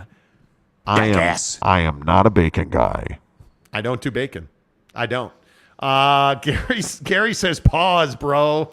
Adam says, are we talking Mexican food? California burrito. Hands down, it's carne asada burrito with French fries. Yes, oh, my all God. day. Adam? All day, dude. Why? I'm with you, bro. Why would you bring that up? I am with you. Why would you bring that up when I've got 2 hours until I can get out of this chair? Why would you do that? It's not nice. Oh, Derek. Oh, Derek. Mango habanero wings from Buffalo Wild Wings are heroin. They are so good. Yeah. You'll need more, but you'll pay for eating them, dude. But again, you get something really hot, dip it in ranch. Yes. You're good to go, man. What would I do without you? You know. Monty, did you miss the Yormark Big 12 news media today? I did not. I'm on their email distribution list. Every day they're putting stuff out. They have, of course, they have media availability tomorrow. In the 1 hour I am not available to do their media availability tomorrow. So I will have to watch highlights. I'm telling you, the Big 12 is running circles around people in this country. Brett Yormark is simply out-operating, out-maneuvering most people. Yeah. They created a commercial division today. Essentially, they created their own sales team today. And their entire job is, hey, sell naming rights to our pro day in Dallas. Yeah. That's it. They created a division just for that. Seems like a good idea. You know. Archer says so many good Mexican spots in LA. Dude, I've got El Cholo. I mean, there's 1,000 of them. Taco Surf in Huntington Beach. Yeah, who's got the best margaritas? Because Taco Surf has a good one. Dude, you want to put a mango margarita in front of me all day? Mango margaritas Frozen. and steak tacos. Dude, I'm down. Let's go. You give me some street tacos and a mango margarita, I'm out. It's over. Kurt Myers, you won't let Jake answer the door anymore. Nah, man, because he doesn't know what a process server is. I need to explain. If you're new to the show, I'm not getting into it. I had a red light ticket on the last hour of the last day that they could enforce it. They sent a cop to my house with papers, and the cop's like, hey, is Fat Ass here? And Jake's like, hey, Chubbs, door's for you. Hey, someone's at the door. Answer it. Hey, Fat Ass, put down the sandwich. Let's go. Cops are here. I believe was the exact quote.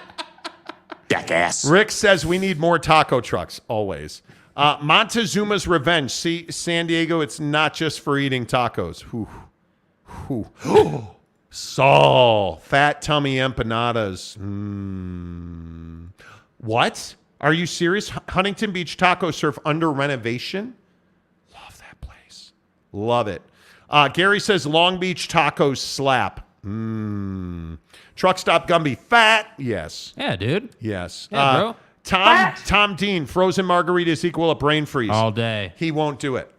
I'm not. We were in Mammoth, I believe This was. pissed me off so much. We dude. were in Mammoth. We had snowboarded all morning. We go down to the town and get Mexican food and mango margaritas. I'm just macking on these nachos we got. Just and I'm like, crushing dude, them. you need to chug this. Chug it.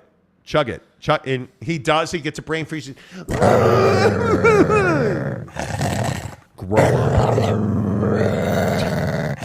Jaron Eccles, $5. Golf fun. Loved your golf training video. Keep up the amazing work, guys. Working on it. I need another lesson. I had a really rough round of golf at Mountain View yesterday. Yeah. And actually, I didn't. Although I put it into my little app thing with the Utah Golf Association, raised my frickin' handicap to a 15. I had to explain to somebody, now I'm not going to name names who it was, that I had to explain it to why a 200-yard drive right down the middle of the fairway on a 460-yard hole or a 360-yard hole is not exactly ideal when you can't hit your irons at all. He's like, you just need to be happy. Or this person. It doesn't matter. It this was me. person. It was me. Who's like, you just have to be happy. That's a good drive. It's right down the middle, bro. Yeah, because you're the guy out on the course who's like, yeah, I can't hit my damn iron, so this is a terrible drive. And it's like, no, dude, the fact that you can't hit your irons has nothing to do with the drive. Nothing to do with the drive. And by the way, for all you a-holes who told me to get hybrids, screw you. I can't hit a hybrid to save my life. Novel concept here. I know I'm reinventing the wheel. You're in the rough. Probably should hit an iron. I know. I know. But I hit. And there's nothing you can do to me to make me do it. Right? And I hit the hybrid better in the rough than I do on the fairway. I should have snapped my hybrid in half yesterday. It's a soft person tendency. Giggity. Drive for show, putt for dough. I can putt fine. Yes, he can. But dude, hand me a 7-iron and it's like, okay, I don't speak that language, man. Give me a 3-wood. Can I just half-ass a 3-wood up there? Because I can't hit it. Dude, yesterday was one. No, I'm not talking about golf. We're not doing this. It's 420, bro. We should be doing other things, not those things. Cowboy Country. I got 3 calzones from Papa Murphy's. 1 for tonight, 1 for Saturday, and 1 for Sunday. Date night with the fiance tomorrow. Hey. Archer Quick, much funner hitting the woods than the irons, dude. Yeah. I cannot. And you know what? I shouldn't say that. I go through stretches where I just can't hit my irons at all. And I had a beautiful 200, probably 50, 60-yard drive down the right side of the or the left side of the fairway yesterday.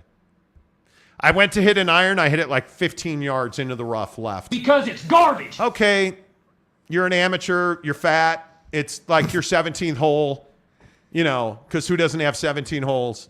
Oh, dear. Oh, my. Okay, I pick up the 7-iron, walk up to it, hit it about 20 more yards. I'll try to stay calm and not curse. Walked up with a 6-iron or an 8-iron, hit it about 10 more yards. That's what fucking ticks me to fuck off. Dude, I almost lost my mind. Cougar Track said, Monty is a puttering golfer. I'm usually not. Yesterday in the middle of the problem is this course we went to doesn't have a driving range or warm-up area. And I need 20 swings before I play. Yeah. Third and fourth hole were the second and third hole were absolute failures. 4, 5, 6 were really good. 7 and 8, shit show. 9, we lift weights, so we drive the ball 300 yards right down the middle of the fairway. It was beautiful. 7-iron, right down the middle of the fairway to the lip of the green. Pull out, I pitch really well. Pull out the pitching wedge, blast it over the green because you're a fucking asshole. Like, it was so... Beautiful drive. Beautiful 7-iron. Disastrous pitching wedge. All I have in this world is my putter and my chipper. Oh. Pulled out the pitching wedge and just... All I have in this world is my balls and my word. See you later. You ever hit one of those balls with your wedge and you're like, all right, peace out, dude. Enjoy the flight. It was nice playing with you. I'll get another one out of the bag. Hey, I hope the guy who picks you up is far better than me. Because we're done. We're done. Oh, my God. It was terrible. And I played 18 and shot 98. It was a brutal round. The best part is that I play irons well and can't hit a wood to save my life. That's the best part of it. Can't putt to save my life either. You know what it is? Mentally, I think I get tired playing 18.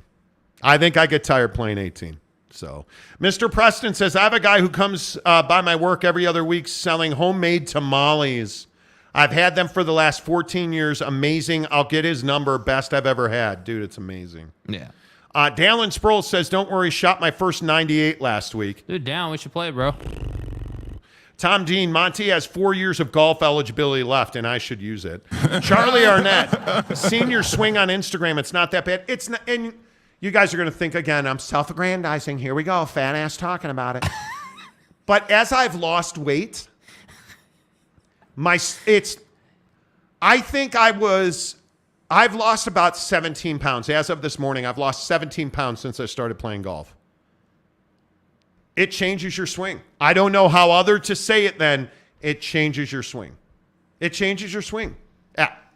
Because right now, no, I'm not talking about golf swings. We are, but I'm not. Sam Critchfield.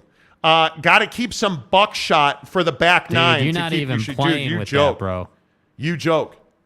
I drink one before when I start. I should. I'm not even kidding. I am not even kidding. Brady Cook.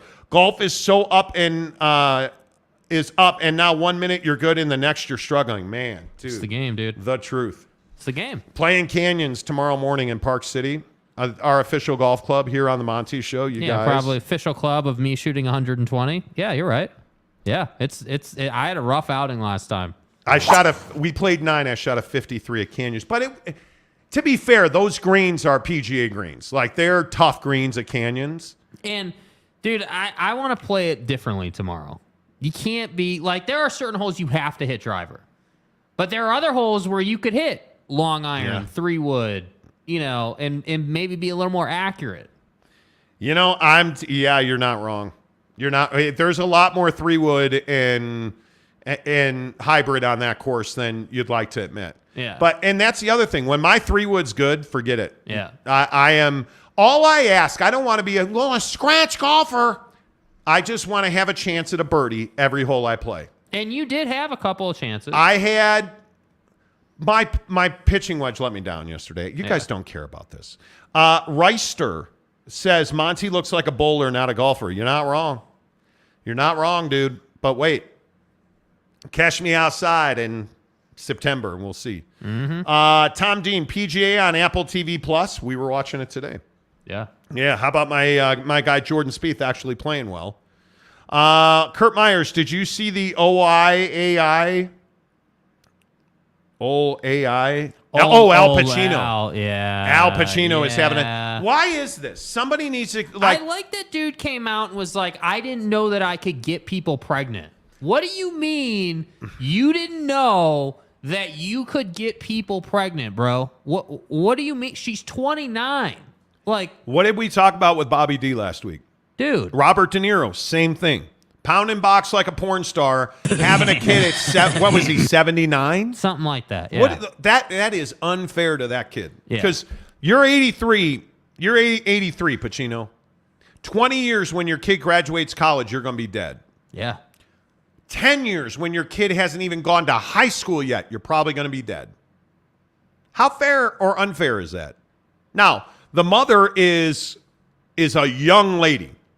She is in her 20s, if memory serves. So her mom will be there, or he or she's mom will be there, but your father won't be there. You're not getting walked down the aisle by Al Pacino. And if you are, he's probably peeing himself out of his wheelchair. Right? He's 83. He's 83. Yeah. 29. Mama's 29. It's crazy. Yeah. It's crazy. Come on. 801 West Valley says, shout out to them for still getting it up. I guess. Okay. Reister, the pool boy will raise the boy well. Wow.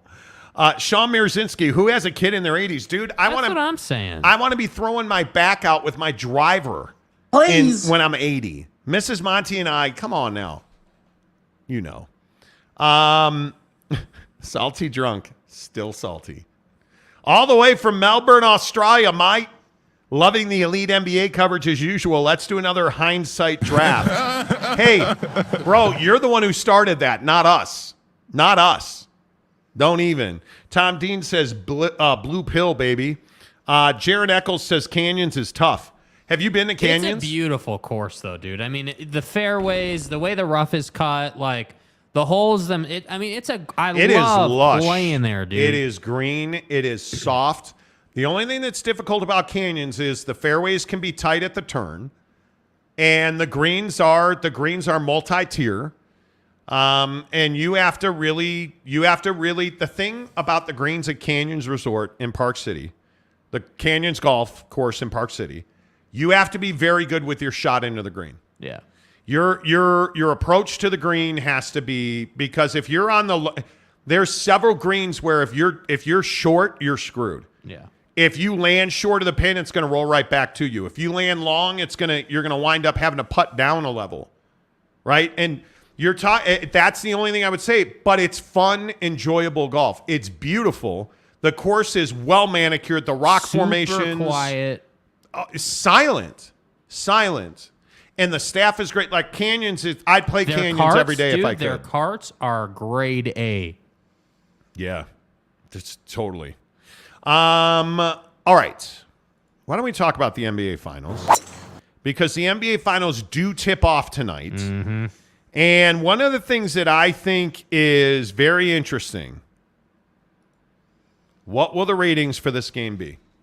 Because if you're the NBA, Jake, how are you not terrified of this series? Yeah, I think that, Miami versus Denver is really interesting. Like, from a straight-up basketball enthusiast perspective, someone who loves the game, loves the matchups, loves the game within the game, I love this series. I think there's matchups all over the place. I think, the Jokic-Bam matchup, I think, the Jimmy-Aaron Gordon matchup. Like, there are matchups all over the place in this series, but I have to say, Denver and Miami nationally leaves a lot to be desired for the greater casual NBA observer. Someone who's like, oh, yeah, I just got home from a long-ass stay sitting in my cubicle all day.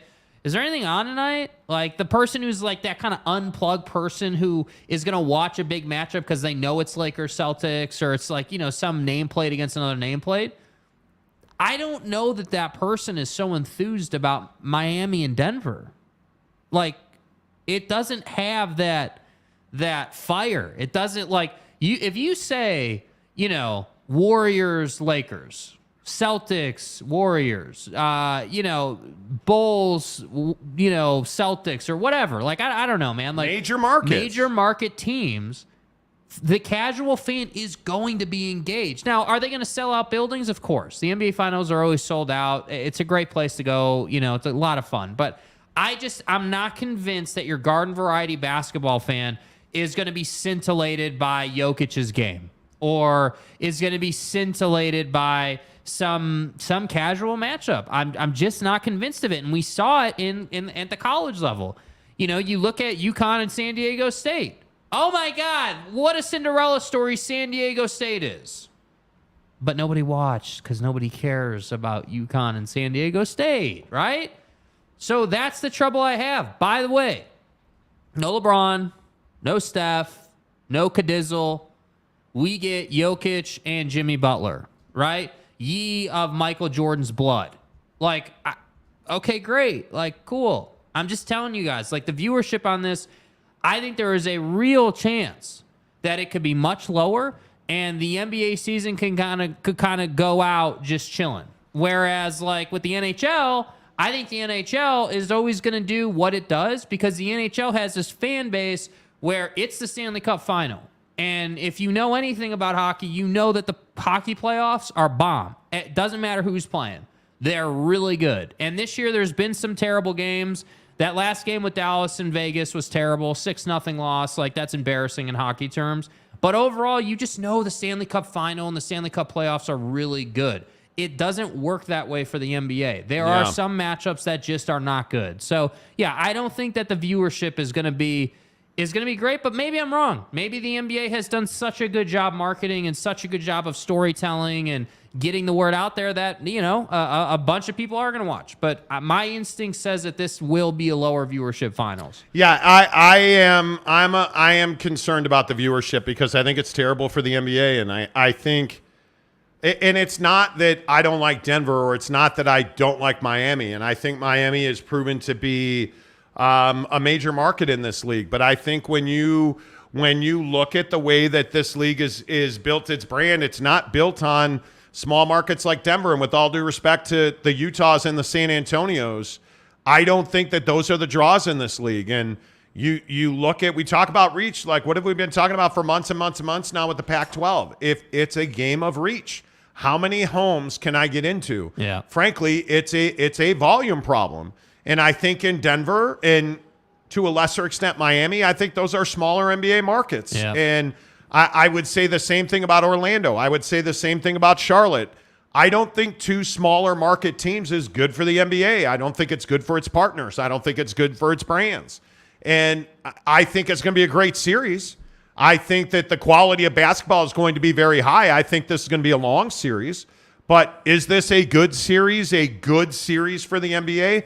I don't necessarily believe it is because I think it lacks sex appeal. Yeah. And it'll be interesting to see how many people tune in, how many Chicagos, New Yorks, LAs, Washingtons, like how many Dallas, how many in Houston, how many in San Antonio, Milwaukee, Cleveland, like the major markets that, are around the NBA, how many tune in, right? How many Salt Lake City residents are going to even know the NBA finals are tipping off tonight? I think that's a really huge question. And San Antonio is another one, right? How many people in San Antonio are watching the finals because of Victor Wembanyama? Right? They know they're taking him. They're excited about the NBA. Maybe that brings more eyes to the TV. Yeah. I don't know. But what I do know is these are two small market teams, and I think you are going to have a limited audience size because you're not getting Golden State here. You're not getting Golden State in Cleveland. There is no massive star power. And again, with all due respect to Nikola Jokic and Jimmy Butler, are those really the brightest stars in the NBA? Are those big? Is Nikola Jokic a big name in every NBA household? No. He's not. Jamal Murray's not. Jimmy Butler probably to a more of an extent is. But by the way, who's the second best player on the Miami Heat? Half of the country doesn't know who the best player on the Miami Heat is. How many of them you think know who the second best player is? How many know how to say or even pronounce Bam Adebayo or know who that is? I don't know. Anybody know the joke running around Gaucho Gabe? Duncan Robinson, right? Wait. Our bad. See, he's a small market player. Gary says it's Timothy Butler, not Jimmy. My bad. Be better, dude. See, this is the problem. It's a small market. Timothy Butler. I just think it is one of those things where in this league where it's a players' league now. Sure, I'm a Bulls fan. I'm from Chicago. Great. Yeah. I'm a Devin Booker guy. I'm a Devin Booker fan. There's no question about that. That's my favorite player, right? So I am going to watch Devin Booker. I'm going to watch Phoenix Suns basketball because of Devin Booker. Yeah. I'm going to watch the Chicago Bulls because that's my squad. But I'm watching Phoenix Suns games. I'm watching, if the Golden State Warriors are on with Steph, I'm watching. And especially now that KD's in Phoenix, I'm watching. Yeah. If Kevin Durant's playing basketball, I'm watching. Right? Yep. If Nikola Jokic is playing basketball and it happens to be on, yeah, maybe. But there's a pretty good chance I'm flipping that off. Yeah. If Jimmy Butler's on and it's the playoffs, how are you turning that off? Yeah. But boy, if it was Boston and you hate to say it, the Lakers, Golden State, the Suns, even Dallas with Luka's whining, crying ass, I'd be watching. Right? But hey, Kurt Meyer says, "Damn, you guys are ruining the game. We tune in for the flops." True.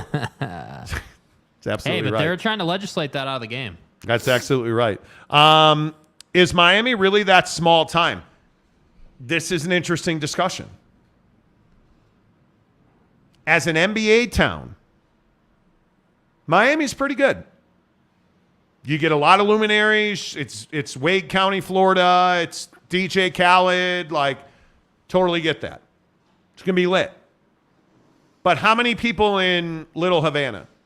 How many people in Fort Lauderdale?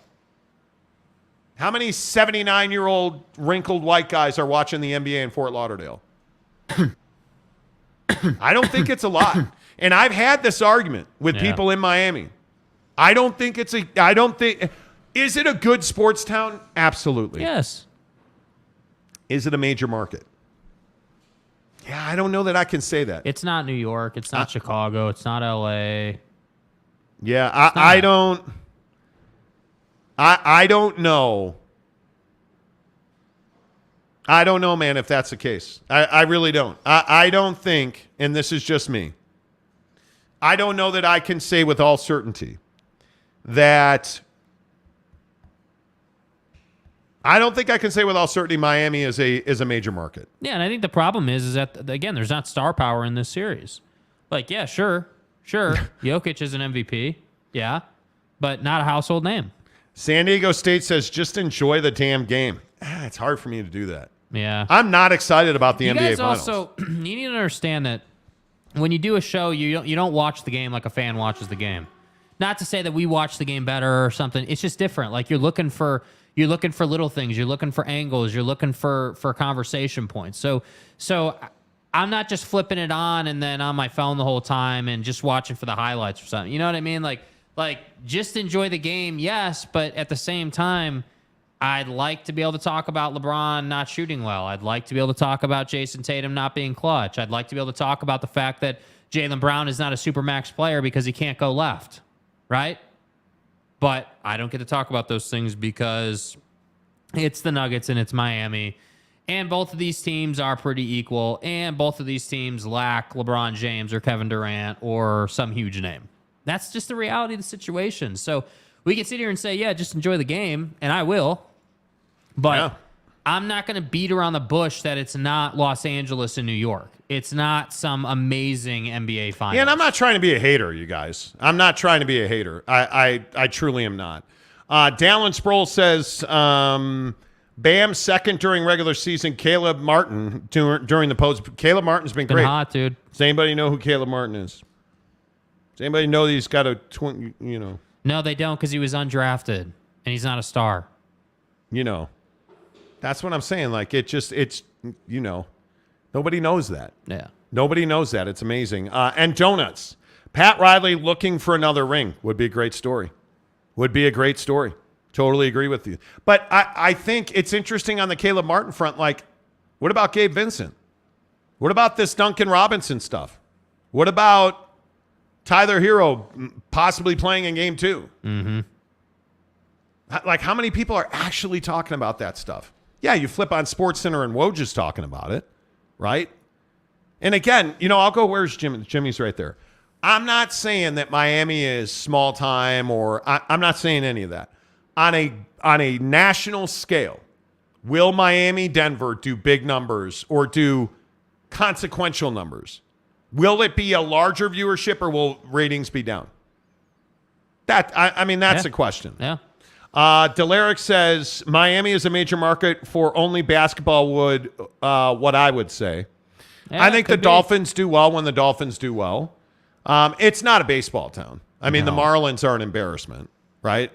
That's the team that state is not a baseball state. No, not at all. That's the team that should be moving, right? But if you look at Hurricane football, Miami Hurricane basketball, dude, it's more of a hockey state than anything, dude. Florida Panthers, they do well in sports, no doubt. Tampa Bay Lightning. Yeah. Mike Phillips, Denver number 15, Miami 17. Yeah. I just think they're smaller markets. Big Danny Magic says Miami has major babes. They do. McCluskey. Oh, I'll talk about LaCaren sucking all day long. LaCaren. Yes. Excuse me, it's LaFlop. I do like it. Mike Phillips. Denver 1.8 million. Miami 1.7 million TV market size. You ain't wrong. Yeah. You ain't wrong. Ruff's official says the haters show. Mayor McCluskey. Oh, hey, Ruff's right on cue. Exactly. Sorry if you're offended by that. Exactly. Kurt Meyer, so travel in the key and the Euro 5-step.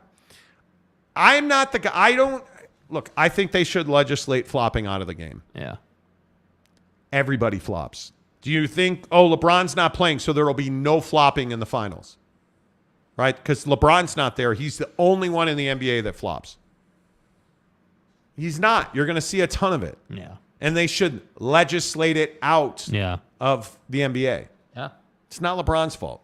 Guess what? They blow the whistle for him.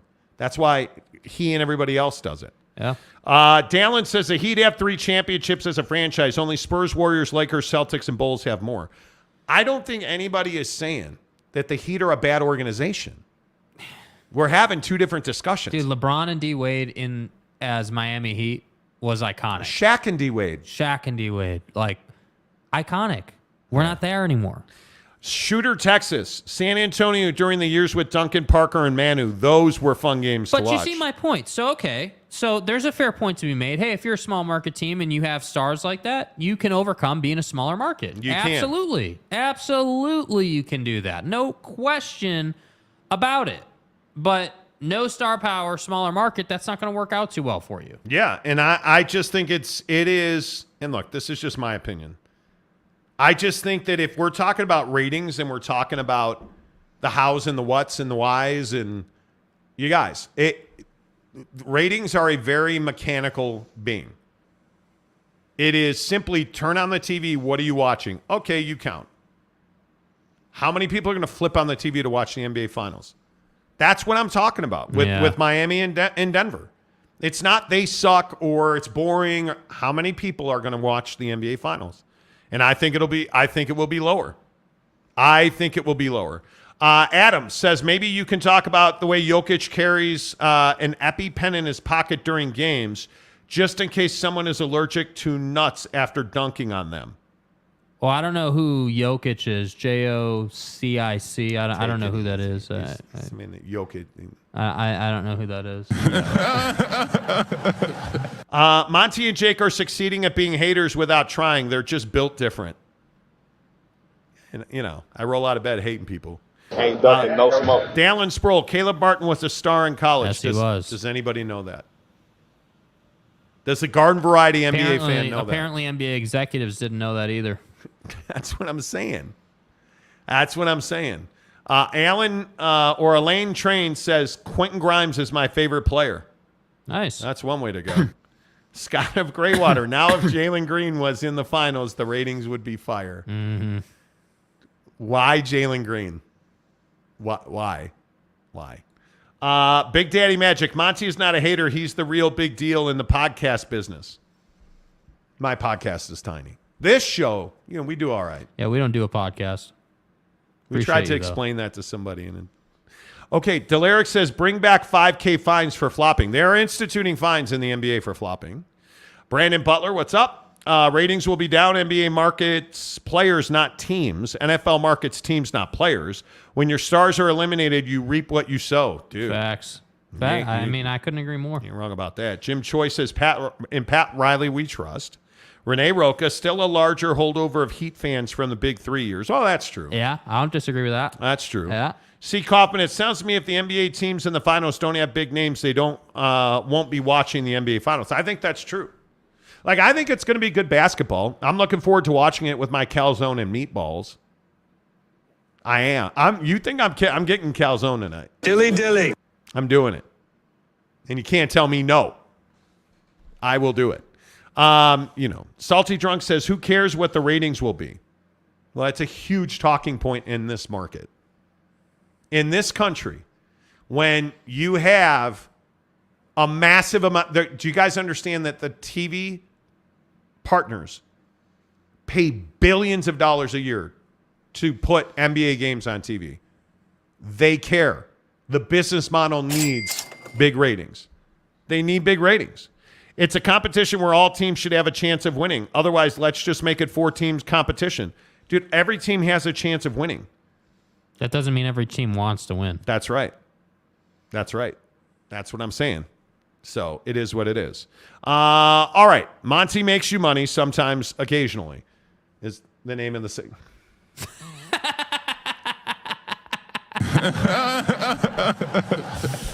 Dude, Shador and Dion were on the tube at the same time, bro. Jake is literally sitting here naked from the waist down because Shador and Dion are on TV. Oh, my God. It's Deion Sanders. Oh, my God. Just like that. Let's get bucked up, bro. Yeah.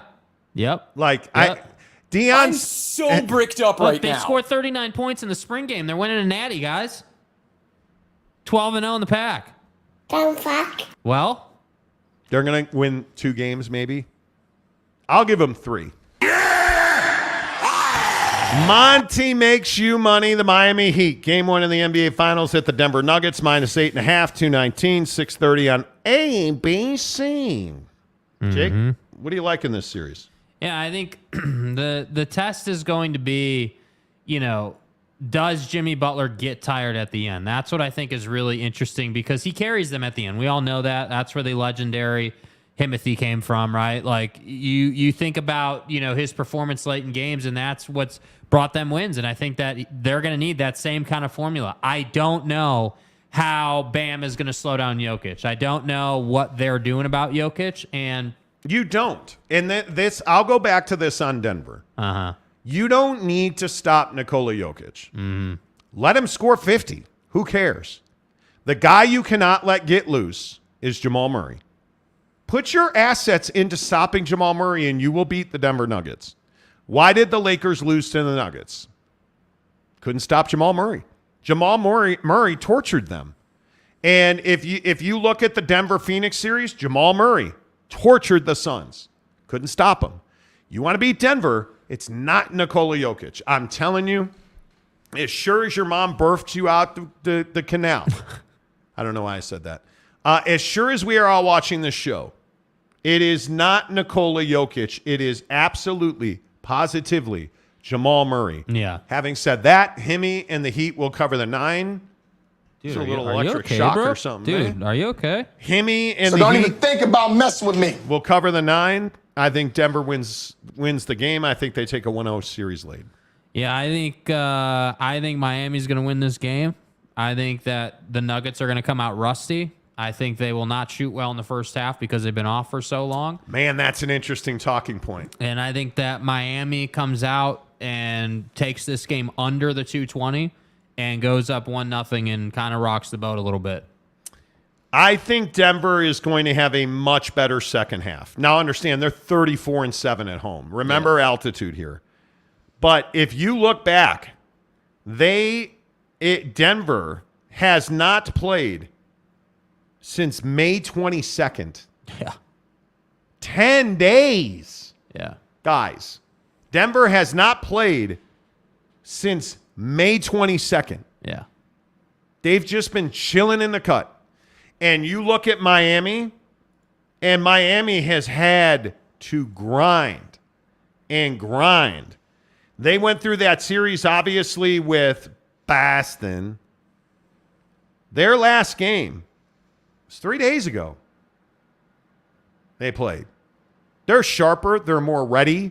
I think, interestingly enough, one of the things, and this is too much, Sports Science did a thing on what has more impact. Dry climate players, the Denver Nuggets, going to humid, tough-to-breathe, thick air Miami, or humid, tough-to-breathe, thick air Miami going to dry Denver. It has to be going to Denver. It has to be. Most people believe it's Denver going to Miami. Really? Yes, because, and I can attest this, living in Salt Lake City, having lived in Arizona, it is really difficult when humidity kicks up. You sweat, and here's the thing. You don't sweat nearly as much at high altitude, even though you're working hard. And you are working hard, playing in the NBA, right? You're working really hard. You don't sweat nearly as much. You burn more calories because your heart and your lungs have to work harder at altitude, and it's dry. But when you go to humidity, flat land, sea level humidity, you sweat more. You have to constantly rehydrate. And it's more taxing on your system than going and playing at altitude. Here's the other thing. Miami went straight from Boston. Did they go back to Miami? No. They went straight to Denver. Yeah, remember they had their plane booked and everyone was all pissed about it? Oh, that's right. They're prepared. This is going to be interesting. I'm telling you. Look who's in. Jet Wayman, who I still owe a ribeye steak. I think this goes 6 and Denver wins its first championship. See, that makes a lot of sense to me. Damn, we can't bet double or nothing.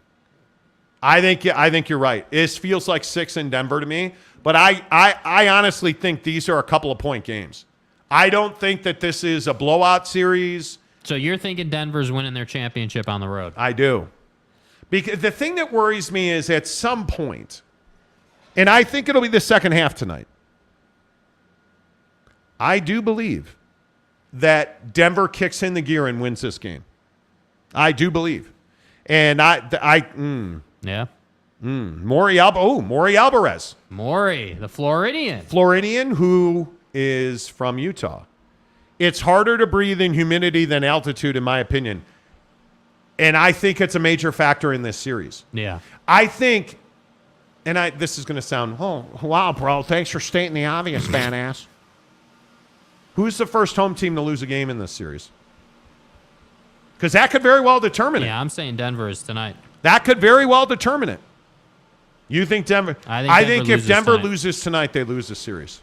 I think it's going to be really hard for them. I think Miami doesn't have a choice. They'll lose this series if they don't win tonight. I think you have to steal one in Denver and get the job done. Because the next game, game 2, Denver's going to be good to go. So you gotta jump on them. And what has Miami been doing to people? Stealing game 1 on the road. Yeah. Yep. Boyd Lake, I totally disagree. Easier to breathe and stay hydrated in humidity. No, the issue is, and I don't disagree, in dry climates and at altitude, dehydration is a huge issue. But you assimilate to that. And when you are a highly trained athlete and you are living in an elevated dry climate, you're constantly training for that. Yeah. Right? You're constantly training for that.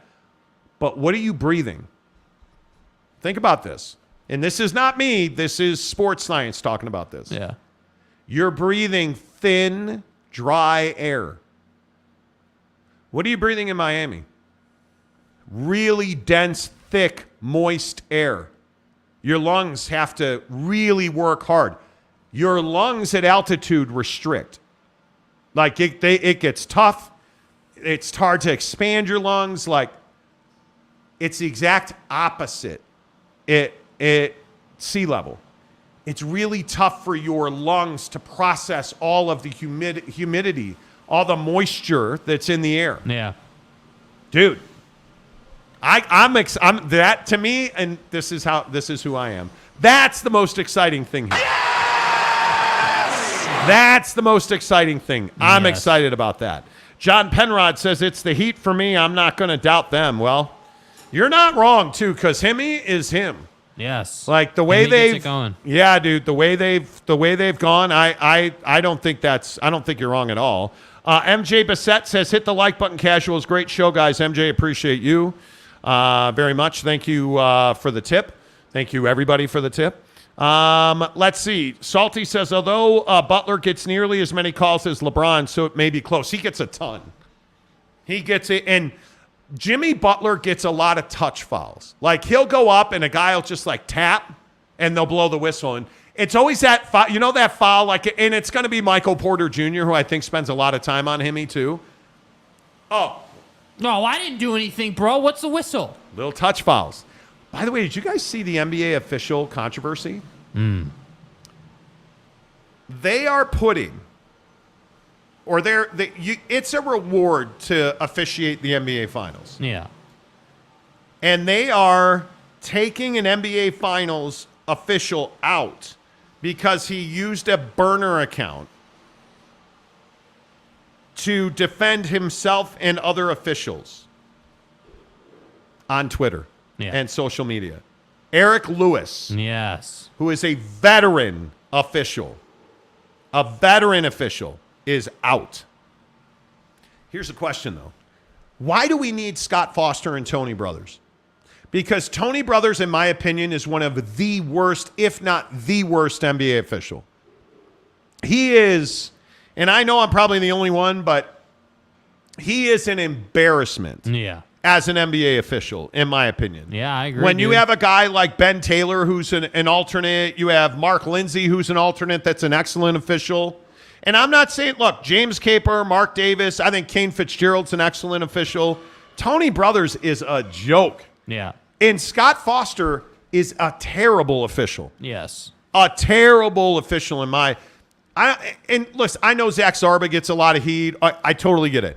Tony Brothers and Scott Foster specifically should not be working this series. Yeah. Because you're asking for trouble, in my opinion. Mapes, what's up, my guy? See you a week. By the way, we announced the other qualifiers tomorrow. Yes. What do we have? 2 or 3 spots left? I believe it's 2. think 2 spots left for RSL. We'll announce who the randos who are getting in on those. Mape says I've said Denver in 6 like my man Jet. I could completely see Miami running out of gas now with their long layoff from the play-in to 7-game conference final. Yeah. But again, where do you guys come down on Denver's been on their ass for 10 days? Telling you, it's real. You're not going to be nearly as sharp as you normally would be. That first half's going to be rough. Jimmy Butler is averaging 28.5 points a game in the playoffs. 28.5 points a game. Yep. Killer. Absolute killer. Everything you could want. All right. Official picks. Monty makes you money. Sometimes, occasionally. Miami Heat at Denver. 8.5, 219. I'm going to take Miami to cover, Denver to win, and it goes under. Miami wins, and it goes under. Miami, you're sticking with that. Yeah. My guy, Greg Hawkins, what's up? Good to see you. Elaine Tran says Miami in 7. Jeremy Callahan. Not sure who will win the series, but I do know this. No Tanner, no Banner. Tanner's, listen, you guys know this. Tanner has, we don't ban people on this show. Tanner has put himself in a self-imposed exile. That's up to him, dude. He's welcome on this show. Bro. Apologies if I've seemed a bit saltier than normal. You have. What the fuck is wrong with you? Guy, your name is quite literally salty drunk. You got a brand to live up to, dude. Apologies if I've seemed a bit salty than normal. I understand what pays the bills for you guys. No, it's all good. Dude, nobody wants Pac-12 TV, Big 12 expansion to end sooner than we do. Trust me. I would love nothing more than to be talking about Francisco Lindor chucking a baseball over to first. I would love to roll out a take on that. Can't do that, dude. Nobody wants to be breaking down every possession of the AFL than I do. Do you even remember? Vaguely. Going? You don't. Vaguely. Jake doesn't even remember his first beer. I remember my first beer. I remember my first beer. Brandon Butler says Tanner is just dealing with real life at the moment. Hey, it's not a dude. This is not a thing. Yeah, it is what it is, man. Yeah, it is what it is here on the Monty Show. This hour of the show, as always, is brought to you by our good friends at Bucked Up Energy. Hello, all of my Bucked Up friends. You know, we're sitting here. We joked earlier in the show about buckshot. We don't have buckshot today, and I will tell you, I feel like we have been a lot less focused today. Yes, we have. I feel like we have been a lot less focused today, and it's because we're out of buckshot in the studio, and I'm going to wind up going to the Bucked Up store in Sojo tonight to get me some more buckshot because we need it. Their warehouse sale. By the way, who's available this Saturday? The Bucked Up warehouse sale is at their American Fork. Their American Fork warehouse. I am totally stoked about it. I am going to be there Saturday, and I would love to see some of you guys. With guys like Lopini Katoa, who now works for Bucked Up, is going to be there. You guys, come on out. Let's hang out for a while. Let's do a Monty Show hangout at the Bucked Up warehouse sale. Now, I haven't asked their permission, and they, really don't have any idea that. No. I'm going to be at 781 Auto Mall Drive, number 102 in American Fork. Keep it real. American Fork. This weekend is their warehouse sale. It's going to be awesome. I am super stoked about it. You guys know that they have great deals. Everybody asked me, hey, bro, can I get one of those Bucked Up T-shirts? Guys. Hey, guys. The Bucked Up T-shirt is going to be $5. $5 hairs. $5 this Saturday, 8 to 4, at the Bucked Up Warehouse in American Forks, 781 Auto Mall Drive, Suite 102. Mrs. Monty and I will be there. Others of us will be off having, sexy time around the country. Get a fast pass for Douche Mountain. Those of us that care about our lives, I'm just being a jerk. No. Janus. But Jake will be out of town, but Mrs. Monty and I will be there. Let's all hang out. They're doing these great enter to win for a $250 in-store credit at Bucked Up. Yeah. They're giving away a $150 gift box, $5 mystery gift boxes. They're going to have free Bucked Up, food, drink, meet and greet with Callan Von Moger. Who was supposed to be on the show this week. Hey, where is Callan Von Moger? That dude was supposed to be in studio this week, man. The hell. Anyway, the point is, we are going down to the Bucked Up's warehouse sale. Callan Von Moger is going to be at See, I'm going to meet Callan and you're not. What do you bench? I'm going to meet Callan Von Moger. I'm going to shake even Arnold's hand. And you are not. Obviously not. I don't know what to tell you, man. Callan Von Moger will be there. Incredible deals. It's going to be amazing. So I am going to be there Saturday. I am shooting to be there right at 10 o'clock. Is that before or after the golf session? It will be a driving range. I'm hoping to take a lesson Saturday morning because I cannot play, obviously. But Mrs. Monty and I will probably golf Saturday afternoon at some point. It will be amazing. But I'm really fired up about this weekend, you guys. Let's get together at American Fork. Whether you buy something or not, it doesn't matter. But I know that we have a lot of people down American Forkway. We were just there today at Big O Tires in American Fork. Yeah. So Giggity said, how late is the warehouse sale going? 4 o'clock on Saturday afternoon. Giggity's coming into town. Yes, he is. We're going to have to take him to dinner again. That's going to be amazing. We got to go, though, you guys. Let's do it. Kurt Meyer says, bring me a XXX shirt. Well, why don't you come down and get one, man? You know. But, yeah, it's going to be amazing. By the way, get the I brought a buck bar in for you guys to see. Everybody always says, you guys don't eat those. That's the number one thing I hear. Yeah, you guys don't eat those things. Yeah, actually, I do. I eat them every day. Yeah. And I try to tell you guys, this is my favorite flavor, salted caramel peanut. I love it. Yes, I get excited about salted nuts. But the Buck Bars are amazing. Get the free sampler in the description below. Make sure you tell me you heard about it on The Monty Show. Yeah. Let's get a couple more comments on your from Salty Drunk. You guys have an American representative in the AFL, Mason Cox. You have a guy named Macon Cox in the AFL. Cock. Okay. Bro, I mean, how? Salty says he's big boned. I've heard that. Dude, I've heard that. What am I even supposed to say, dude? Okay. Hiscock. Greg Hawkins, Miami and Denver don't excite me as much as LA and Boston. I probably won't even watch, LOL. Well, there you go. There you go. Louis Capazzo. What's up, Jeezy? If Miami wins tonight, they win it all in 5. Nah. No way. Nah. You think? No. Lee Jensen says Denver in 6. Okay, Lee. Lee also says Philly would have done the process right. They would have kept Himmy. They would have. Salty says, hey, I could be your AFL correspondent if you like. I love AFL. It's rugby, but different. And it's amazing. It is absolutely, I'm telling you, it's amazing. Roger Dodger.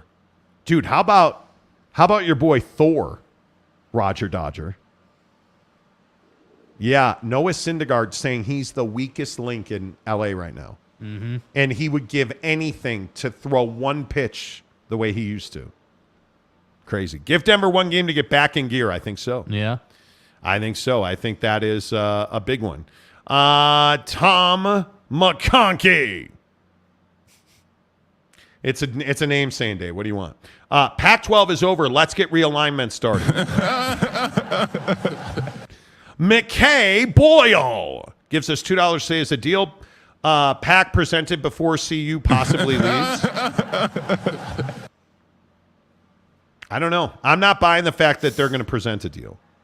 Yeah, I don't know that a deal gets presented.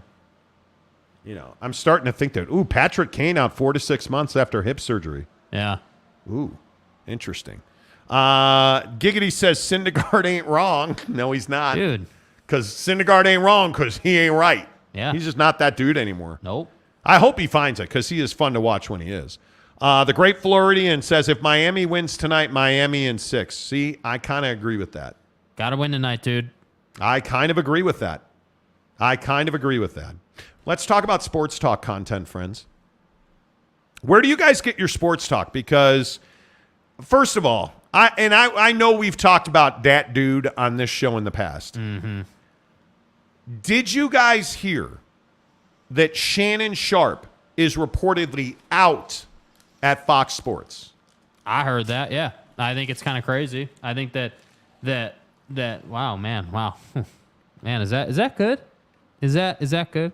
I just got to turn this up a little bit. Okay, we're going to turn that down. Okay. Yeah. Makes me want to puke. No, I think, look, I think Shannon leaving their show is inevitable. Do you care? I'm not going to say that I care on a huge level. I'm glad that Shannon took this step. Allegedly You do. they pushed him out, but yeah, look, you can't have a show where you're fighting with your co-host about racial stuff on Twitter. I mean, that just you can't have that, dude. That's just not a good look. I don't know. I think that show's irrelevant. I've never watched it. We've talked about this. I've never watched it, not once. Yeah.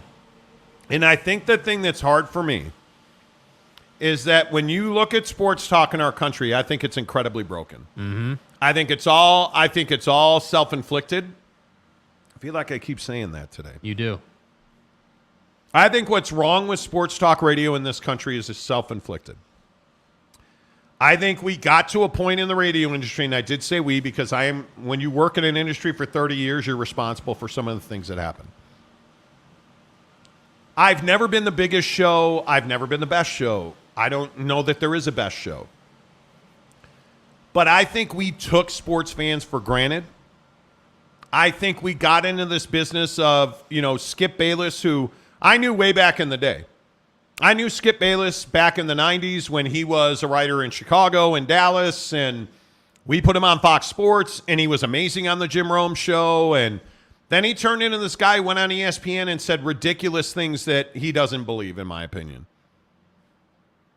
And that launched an era and a generation of television sports talk that then flowed over to the radio. And if you actually did, like good sports talk on a local level, that would have never happened. But in this country, we don't. Because it's garbage. And so you get Skip and Shannon, who, again, not seen their show once, but the big controversies where they're tweeting racist shit at each other and they're talking about, Hamlin, and Skip, is being racist about Hamlin and writing him off like, hey, by the way, is this game going to be finished? When a guy died on the field. Yeah. That's what we've turned sports talk in this country about. And I don't understand that. Yeah, I don't understand why it's so difficult. And I think that I agree. Taking sports fans for granted is a cardinal sin. I think that you have to be better than that. I think that, that's why it's imperative to me that the conversation doesn't get stale. I mean, again, like all these jokes about like, hey, can't, when are you guys going to stop talking about the Pac-12 or the Big 12 or like this college football realignment thing? Dude, like, it's no joke. Like, I'm happy to say, I would love to stop talking about it. I would love to talk baseball. I would.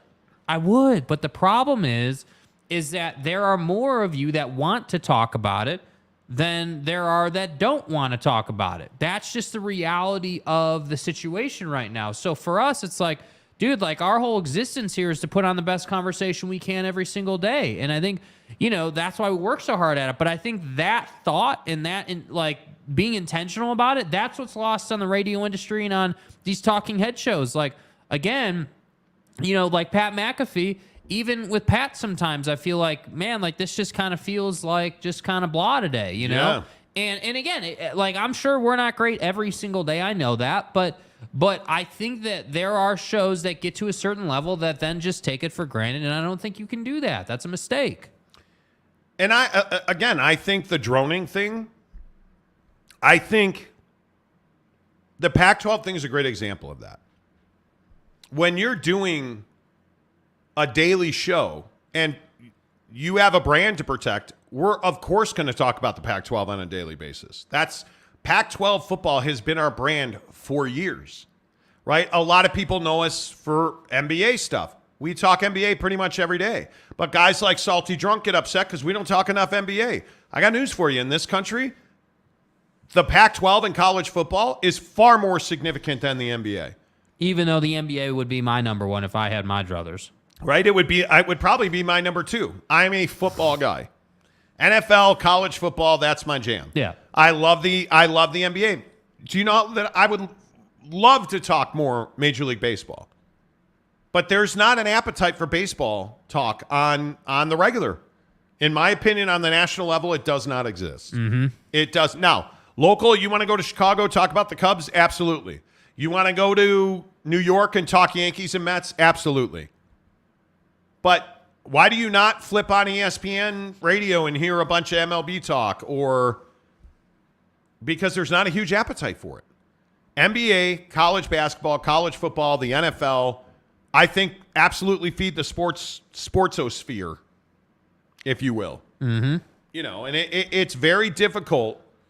It's very difficult to, you know, the other funny thing is, I realized this probably a month ago.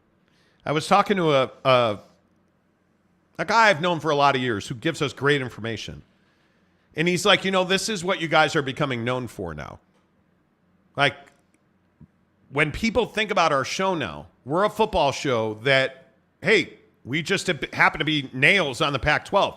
But before that, what were we known for? We were known as an NBA show. And I think it evolves. You don't have to do one thing, but you can't do what Skip and Shannon do. Yeah. I don't think you can do what Stephen A. Smith does. You know, a program director of mine used to yell and scream about people who yelled and screamed all the time. If you yell and scream all the time, eventually it just becomes noise. Yeah. And I think that's what you get a lot now. That's exactly what you get. Yeah. No, in my opinion. agree. You know, like it's crazy. Ruff's official says John Boy is almost all baseball and they're almost out of business. Yeah. So, I mean, that's exactly my point. John Boy Media just laid off a ton of people. Mm-hmm. And by some accounts is struggling significantly. You want to win in the United States, you talk football. Yep. You have to. It just is what it is. You know, like Brandon Butler, too many shows get stuck doing a shtick or gimmick. Skip saying outrageous things to drive the haters to see what he says next. Screaming yelling about some things that don't really matter. Yeah. Yeah. Greg Hawkins. I prefer college football to basketball, but I'm really losing my mind on this realignment fiasco. It's been too long at this point. Everybody is.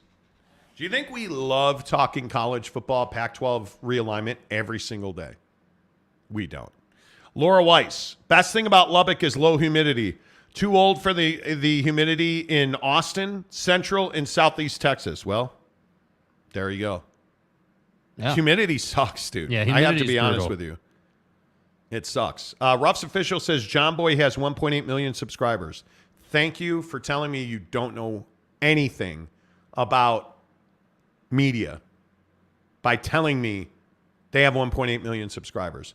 So, we all get excited about subscribers, right? Yeah. Like we broke 18,000 subs the other day on YouTube. I think we're at 18,060 now. Do you know how meaningless that statistic is? It means nothing. Yeah. It means absolutely nothing. Nothing. And it means nothing because it has no bearing on how many people watch you. It has no bearing on how many people digest your content. Mm-hmm. Right? Like it doesn't matter. If you have 18 or whatever you said, 1.8 million subscribers, then why are you bankrupt? And why are you going out of business? And why are you laying people off? And why are you... That's right, because your content's not great. But here's the thing. How many subscribers does Pat McAfee have? I have no idea. But I know he has Aaron Rodgers on every Tuesday. And I know that when Aaron Rodgers made his Jets announcement, Pat had 500,000 people watching. You know why? Matters. Because it only matters how many people watch. Yeah. It doesn't matter how many Twitter followers you have if nobody interacts with you. And it's amazing. For instance, like the people that are on a daily basis are like, hey, why don't you have me on your show, Monty? We could And when you're like, nah, dude, that's not really our thing. And then all of a sudden they're like, oh, you're arrogant. Okay. We don't put guests unless you're a principal, which means a coach, a media, a president of a media operation. You know, like guy on TV. Yeah. A commissioner, Gloria Nevarez. You know, like we don't just put beat writer guy on the show. Yeah. For what? You guys can get in. You can get that on any radio station in the country. If you want to hear from beat writers and flip on local radio, it's all they do. That's not what we do. But people get so pissed about it. Yeah. We don't put... why would we do that? You guys are not here for the guests. Yeah. You're not. Delaric says, Pat only has 2.2 million subscribers. Only. But think about that. Like, when you compare that, I think he said only because of the John Boy comment about 1.8. Yeah. Like, yeah, that's great. I mean, awesome. Like, you have 2.2 million subscribers. That's amazing.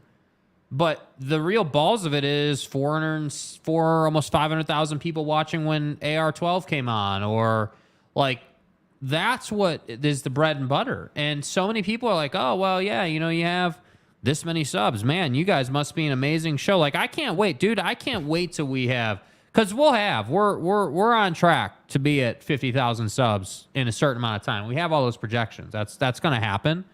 But it's like, dude, like, what really changes in the day-to-day? Man, I got 100,000 subs. Man, better not prep for the show today. Well, that doesn't really change anything for our process, right? Like, we still got to put on a good show, and this is the genesis of this conversation. It is. Which is, hey, just because you're Pat or John Boy or us or whoever, dude, it doesn't matter how big you are, you still got to put on that deep, compelling conversation, because if you don't, then what are you? Ultimately, what are you? You're just noise. Whether you're yelling or not, you're just noise. Delaric, 6 subscribers don't matter, only views matter. That's it. That's it. Yeah. Lee Jensen, this show is infinitely better because of the community comments. It is. It is. Salty Drunk, I remember celebrating 500 subs. So do we. But that's precisely my point. How much, like in Salty's, one can talk about this. And I know at that time we were talking a ton of jazz, NBA, now we talk football. But if you really boil it down, the conversations really haven't changed that much. The show, it's not like the show is like now a different product than it was then. Yeah, studio's a little different, like camera quality went up because we saved some money and invested. But really, when you get down to the conversation, it's the same quality conversation no matter what we're talking about. And that is what I think people, especially creators, don't understand. You have to give the people what they want. And yeah. And we could go on about, hey, we work hard behind the scenes, or you guys don't care. If it's a good show, you'll listen. Ken Williams, Jazz draft Buffkins because Wallace will be gone probably to Washington. Well, could be.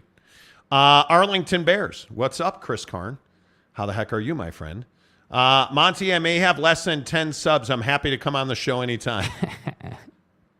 Dude, you're taking over the world. You are taking over. Somebody sent. Here's how ingrained into my life Chris Karn is. Somebody like a week ago sent me a picture of the new Jack in the Box that's going up. Yep. I was like, dude, Chris Karn and I are gonna enjoy some Jack in the Box in his because Chris is like, oh hey, that's down by us. What are we gonna do? Like, amazing. Chris also lives on a golf course. I'm probably going to break a window at your house at some point. Chris Karn, good to see you, man. Good to see you. Katie Rader. Monty, fill me in on why Utah fans are being difficult. Katie. They are not in a good spot, and now Big 12 fans going to have an issue with them. I think everybody's got issues with every fan. How would you be acting if Texas Tech is where Utah is? Was where Utah is? You're in a no-win situation. You are in a no-win situation. No win whatsoever. No way. David Hackett. The Monty Show is informative, entertaining, and worth watching every weekday. Hit the like button. Thank you, David. Appreciate that. Kurt Myers, don't minimize your viewership. I certainly don't minimize our viewership. No, we get flack all the time for posting our viewership. Yeah. The haters are amazing. I remember being one of 10 people watching live. Getting to follow you through this growth has been amazing. Oh, thank you, Giggity. Yeah, those were the days. You remember the crappy radio station, too. Holy cow. Truck Stop Gumby says, I care. Oh, Gumby, you're always so flexible. It's probably different than what you're thinking, though. You know. Matt Hartley, I greatly enjoy the discussion about colonoscopies. Hey. Don't we all? That's the other thing, though. We can all disagree on sports and whatever, but I don't care talking about my weight or colonoscopies or my terrible golf game. I just think we're all normal people, right? I think we're all normal people. Yep. It is what it is. Derek, excuse me. Look at the teach of this show, the reach of this show. The show is more like a community, and that's why it's nationwide. It is, and I think the reach of our show has been, yeah. It's been a win. Katie Rader, this is the way. I have an answer for you on Utah fans. Twitter is not real life. God bless Greg Hawkins. Victor's the way. Absolutely right. Also, the Utah Twitter fans have their sources just like yours have yours. It's Sheer versus the Canzano crowd. Well, seriously. And I think Twitter is such a wasteland of death. Once Elon took over, dude, it totally changed. I mean, I think Twitter's always been Twitter tough guy. For me, it's just, I don't enjoy it. I don't enjoy it. I truly do not. Yeah. I don't enjoy it at all. Texas Tech ain't dumb. They're not dumb. No, they're not. Imagine the SEC merging with the Pac, LOL. Could you imagine that? Ken Williams says, LOL TMI, probably. Hey, man, that's the show, though. Arlington Bears playing Talons next Tuesday at 8 a.m. If you and one more listener want to join, it's on me. Ooh. What, am I chopped liver? Yeah, you're terrible. What the hell is that? You're terrible. Bro. Here I am. What is Jake, this? So we're on a 489-yard tee box yesterday because we always play from the blacks, right? Yeah, of course, you know. Jake hit the slice of all slices, and I said, it was epic. I was like, hey, you want to go find that ball? No. He sliced it so far. So far. Yeah. You want to go? No, man. No, I'm good. I could probably drop 10 to 12 strokes, even if I played irons on a 500-yard hole. You probably could. Kaner and always telling the truth keeps people coming back to your show. Your show is daily must. Thank you, Kay. I appreciate that. I remember when Mo Bamba was in the show more. Hey, man. You know. Shout out to Mo Bamba. Yeah, dude. The drops have changed. There's no question. Shout out to Mo Bamba. Oh, God. Where else do you hear fart sounds? Why? Truck Stop Gummy says, shout out to Mo Bamba. Yeah, dude.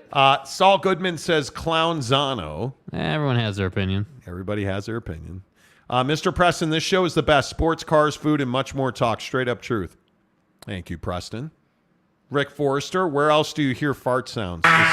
Thank you.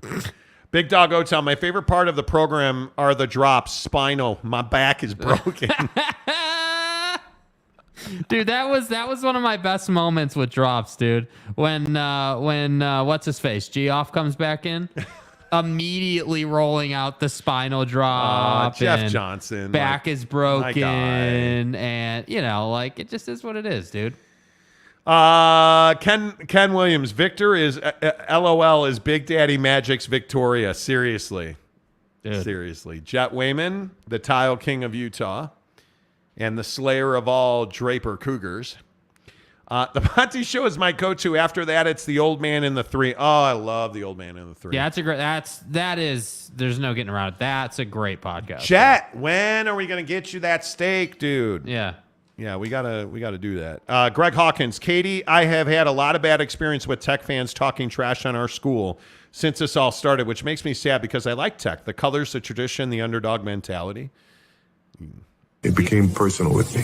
People just make college football so personal, which is what makes college football so personal. Yeah. Which makes it amazing. Maury Albert, is Jake playing mulligans all day? Dude. Yeah, dude. The course and mulligans.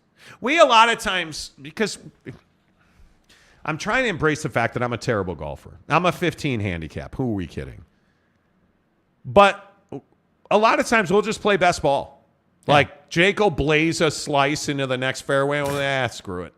Because my drive is actually getting better. This is the deal. You are better off the tee box. I'm better with the irons. It just is what it is. And you're better with the putter. Like, that's just where the game is at right now. You know? I can chip and putt, and I can drive a little bit. Yeah. Just please, God, take the irons away from me. Jake, you are a casual at Pasture Polo. Oh, what does that mean? That'd be golf. Pasture. Oh. Okay. The Fine Balm Show. I actually like the Fine Balm Show. Jeremy Callahan, I remember when Mo Bamba was in the game more, too. He doesn't. Shout out to Mo Bamba. Maury Alvarez says butt vacuums. Yeah, remember the dog, the ass vacuum on the dude. Dog? Jake going to go crazy on the irons like Colin Morikawa. Yeah, dude. God, if I could swing my club one time like Morikawa does. 'Cause it's garbage is my favorite drop, MJ Bissett says. Yeah, I mean, that's you know. Because it's garbage. Kay Nurin says we miss the wife. So do I. Yeah, seriously. She's such an adult. Matt Hartley, my favorite part of the show is the Nick Saban is a better man than I'll ever be. Nick Saban is a better man than you are. I can't heard. I miss her. Roll Tide. I miss her. Jet, I'll be in Draper the next 2 weeks. I hope you have cleared all those cougars out. Let's go. 'Cause it's garbage is not garbage. I hate Taco Tech. Texas Tech's a good school. Because it's garbage. Monty, where is my 5X shirt? You need a 5X shirt? I can get you a 5X we ain't got any 5X shirts right now, bro. I can get you one. Yeah. Matt Hartley, imagine having strong negative opinions about Texas Tech. What have they done to anybody to deserve hate? Yeah, they let Cliff Kingsbury get to the NFL. You know. Jet Wayman says, let's get it this weekend if you have time, Monty. I'll make time for you. Hey, Monty. Absolutely. Jeremy Callahan, sure I do, in Austin. LOL, giggity, you should be all clear, Jet says, right? Oh, my God. All right. Couple other things I want to get to today. Yeah. How much are you willing to spend for a wedding? Because I think this is a really important one. Yeah, it is. It is. Should I ask you directly? So are you guys in the I love you phase yet? No, not yet. Are you engaged? No. What did somebody asked about your fiance and what did you say? I don't have a fiance yet. You said not yet. Not yet. It's been a month. Give me another month. I'm kidding. It's been a month. Yes. Yeah. There are stories about the average cost of a wedding going up. First of all, do you guys agree? Do you agree that more young people are choosing not to get married? Yes. You do agree with that? I do agree with that. Yes. I think more young people are becoming more money savvy more quickly because the world is much more expensive and they don't have a choice. The average cost of a wedding is $29,000. Yeah. Which is $1,000 more than a year ago. Mm-hmm. The cost of a DJ has gone up by 25%. Makeup artists and hairstylists are up 20%. Yeah. Flowers are up 20%. Yeah. So here's my question. Why do we pay these prices? What is it? And I'm a dude. I totally get it. The peen makes me think differently. The peen. What? Bro. What? Stay hard. Stay hard. It does. The unit makes me think differently. Right. So again, tell me. I don't understand why people are you're paying $29,000 for a wedding. I don't get it. Yeah, I don't get it either. I mean, I am definitely an advocate of small wedding, bring all your people, backyard style type deal. Definitely a proponent of that. My wedding was probably $5,000. Yeah. I got married in my sister-in-law's backyard. Yeah. And it was amazing. Yeah. We had a DJ, we had a great cake, we had great food. We danced all night. Like it was awesome. Flew to Vegas the next day. Like it was great. Had to go to the Vons grocery store to burn a deuce the next morning. Saw a hot rod Roddy Piper at the Starbucks. Like, I've told this story on the show before. I did not hear the part where you burned a deuce. Oh yeah, we stayed. We lived. Mrs. Monty and I. This is back in 2001. Yeah, we lived in Burbank, California, in an apartment. It was awesome, and there was something wrong with the plumbing. Like, we got back to our apartment after the wedding, couldn't flush the toilet. And how old were you at this time? 28, 29. Okay. 28. Okay. And it was brutal. I had to take a poop. Mm-hmm. So we lived in Burbank. We lived across the street from a Vons grocery store. You had to like walk up the street. There's a shopping center. We walked up to the Vons. So California. Oh yeah. Went to the Vons, destroyed a toilet at Vons, walked out of the Vons, walked over to the Starbucks, and there's Hot Rod Roddy Piper. Yeah. Piper's Pit, dead wrestler guy. Was amazing. Hey, guys. Got on a plane, flew to Vegas. Don't remember what happened after. Good. Excellent. Great wedding. Excellent.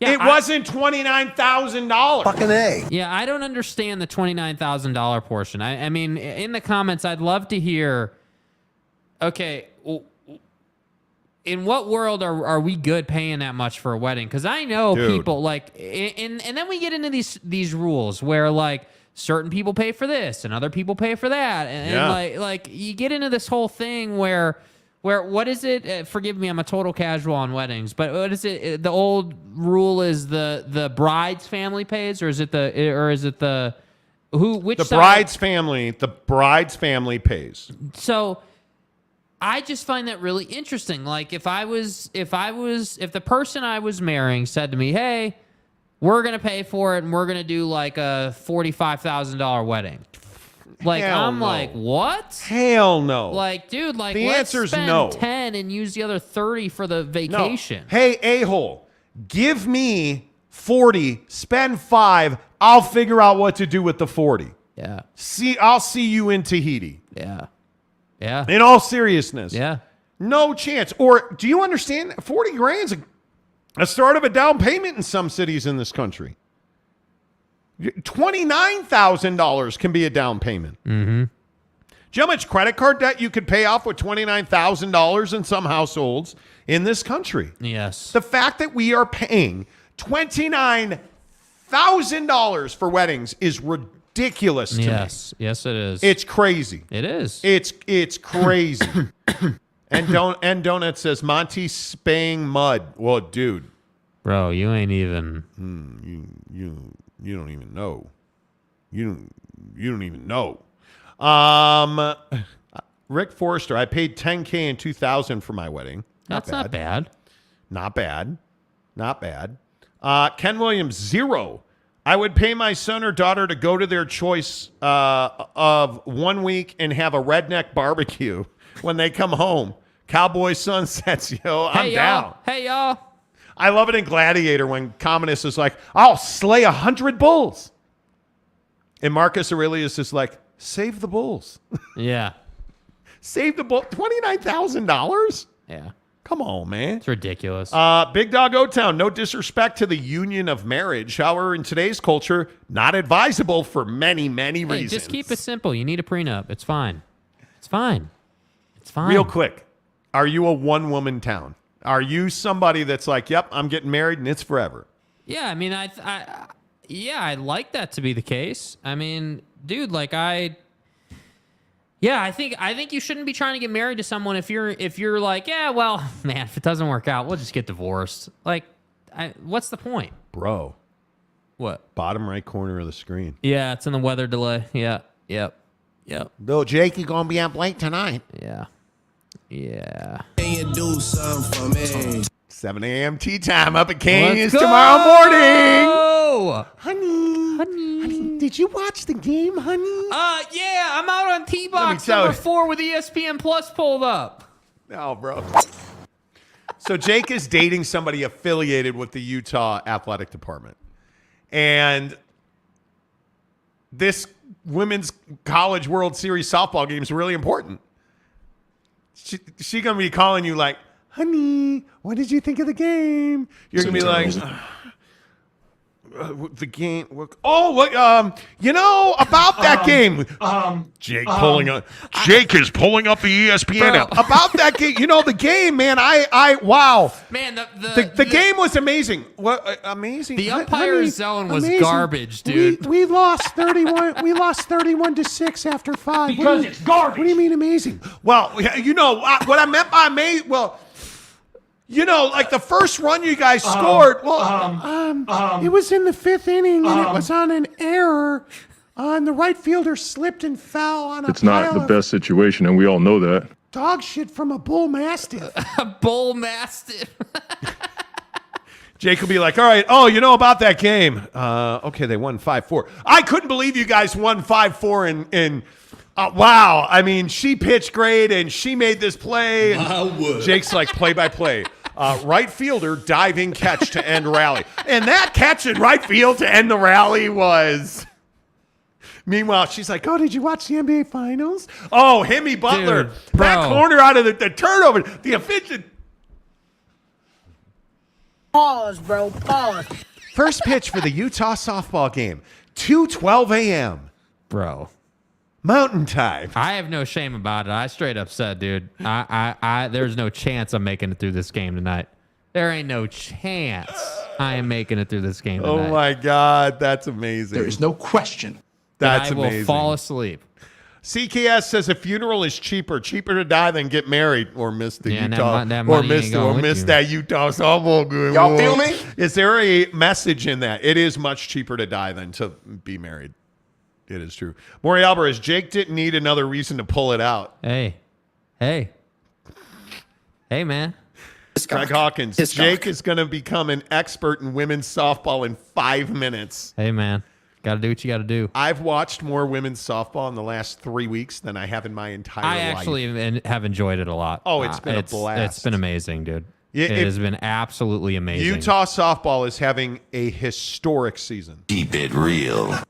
Their head coach has been there. I mean, she's a generational Utah softball Played talent. there, coaches there. They've got, really good assistant coaches. They've got a really good group of players, like All-American pitcher. I mean, yeah, All-American pitcher. Like they've hosted a regional, they've hosted a super regional. Now they've gotten into the Women's College World Series. Yes. They're going to play, like tonight they play Washington, but Oklahoma's in this tournament, who's won 49 straight games. Like, it's crazy. Yeah. It's absolutely crazy. So it's been fun to watch. I will say that. Anyway, back to marriage. So do you believe that you can be married to one woman for the rest of your life? Absolutely. Yeah, you can. You can.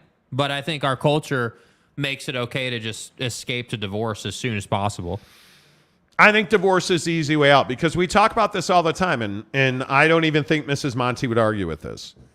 It's a choice every day to be married. Things are said, things are done, things happen, and it's a test a lot of days. It is a test a lot of days. And when you own your own business and you work for yourself and you work with your son and your wife grinds her ass off in a big-time job, like, you are tested every single day. Every single day. Yeah. It is easy to get divorced. It is tough to be married. I'm not paying $29,000 for a wedding. Yeah. Your daughter's beautiful, sir. I'm not paying $29,000. You fucking donkey. I'm not. Give me the money.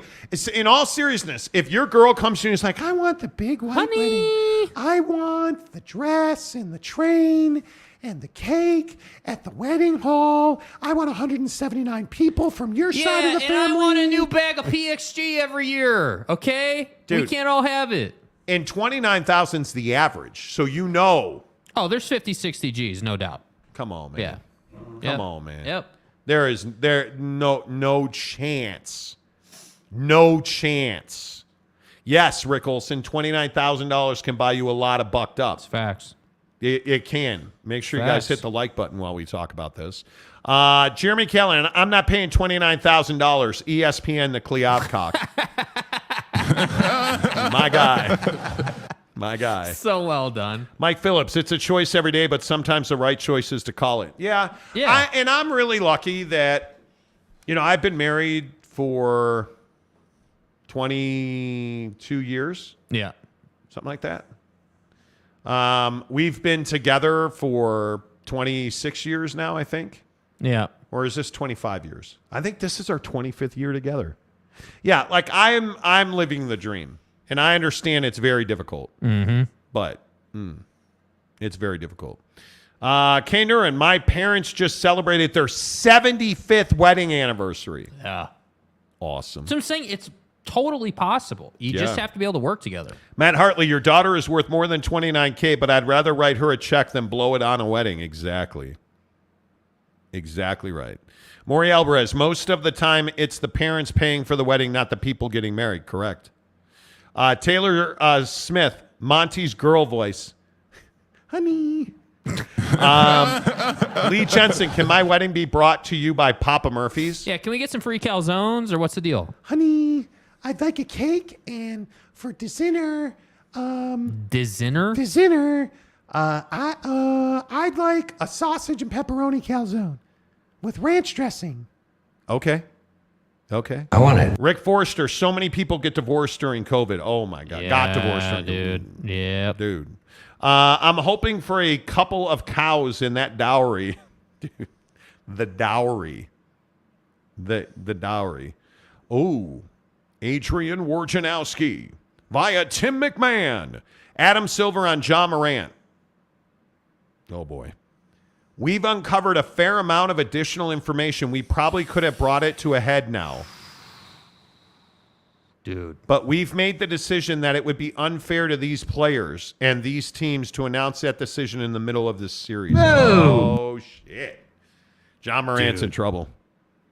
John Morant is in real trouble. Holy schmang. You do not want to hear a guy like Adam Silver say that, because that dude does not talk about things very often. We probably could have brought it to a head by now. That says, hey, you're an idiot. We've got you, and it's coming. Oof. And it's Louis. Oof. Prime. And it's Louis.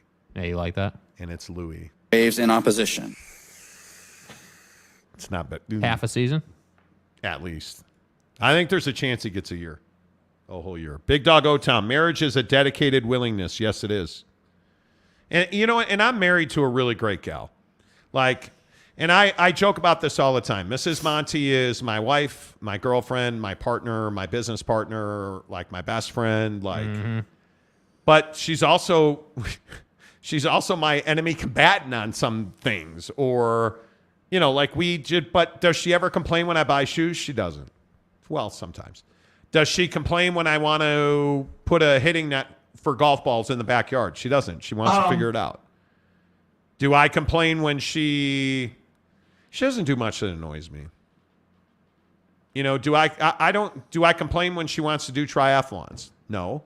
I'd rather her pick up golf and we go all in golfing together, but that's not what she wants to do. She wants to do triathlons. Yeah. You cannot put a saddle on a Mustang. Okay, hop on your bicycle. Get in the pool. Got up at 5 o'clock this morning, went to the gym, and she swam, and I worked out. Because I support my wife. Because she's passionate about doing triathlons. Yeah. Knock yourself out, man. But it's a choice. Yeah. You know, but I'm a big believer that inside of a marriage, you have to let people be who they are. Because if you start trying to change people, if I said to my wife, hey, you know what? I don't want you doing triathlons. You're going to play golf. How is that going to work out? Does she bitch and moan when I go play golf in the morning? She doesn't. She does not. She doesn't. Does she bitch and moan that I bought a $30 or however many $1,000 worth of shoes that are upstairs in a bedroom in my house? That we have an entire house dedicated, or an entire room in our house dedicated to shoes? Yeah. She doesn't. Yeah.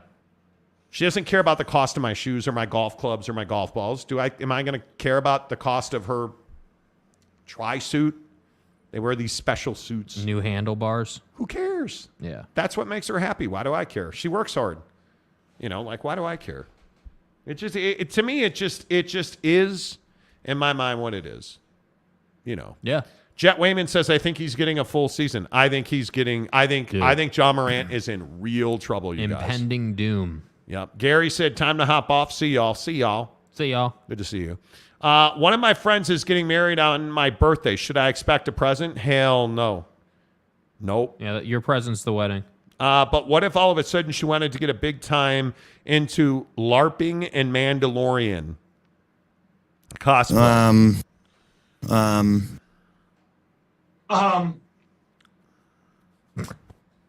Mandalorian cosplay.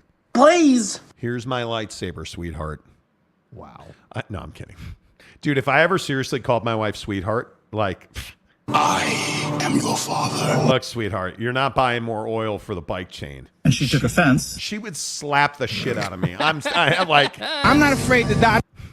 No, bro. But no one's going to disrespect me.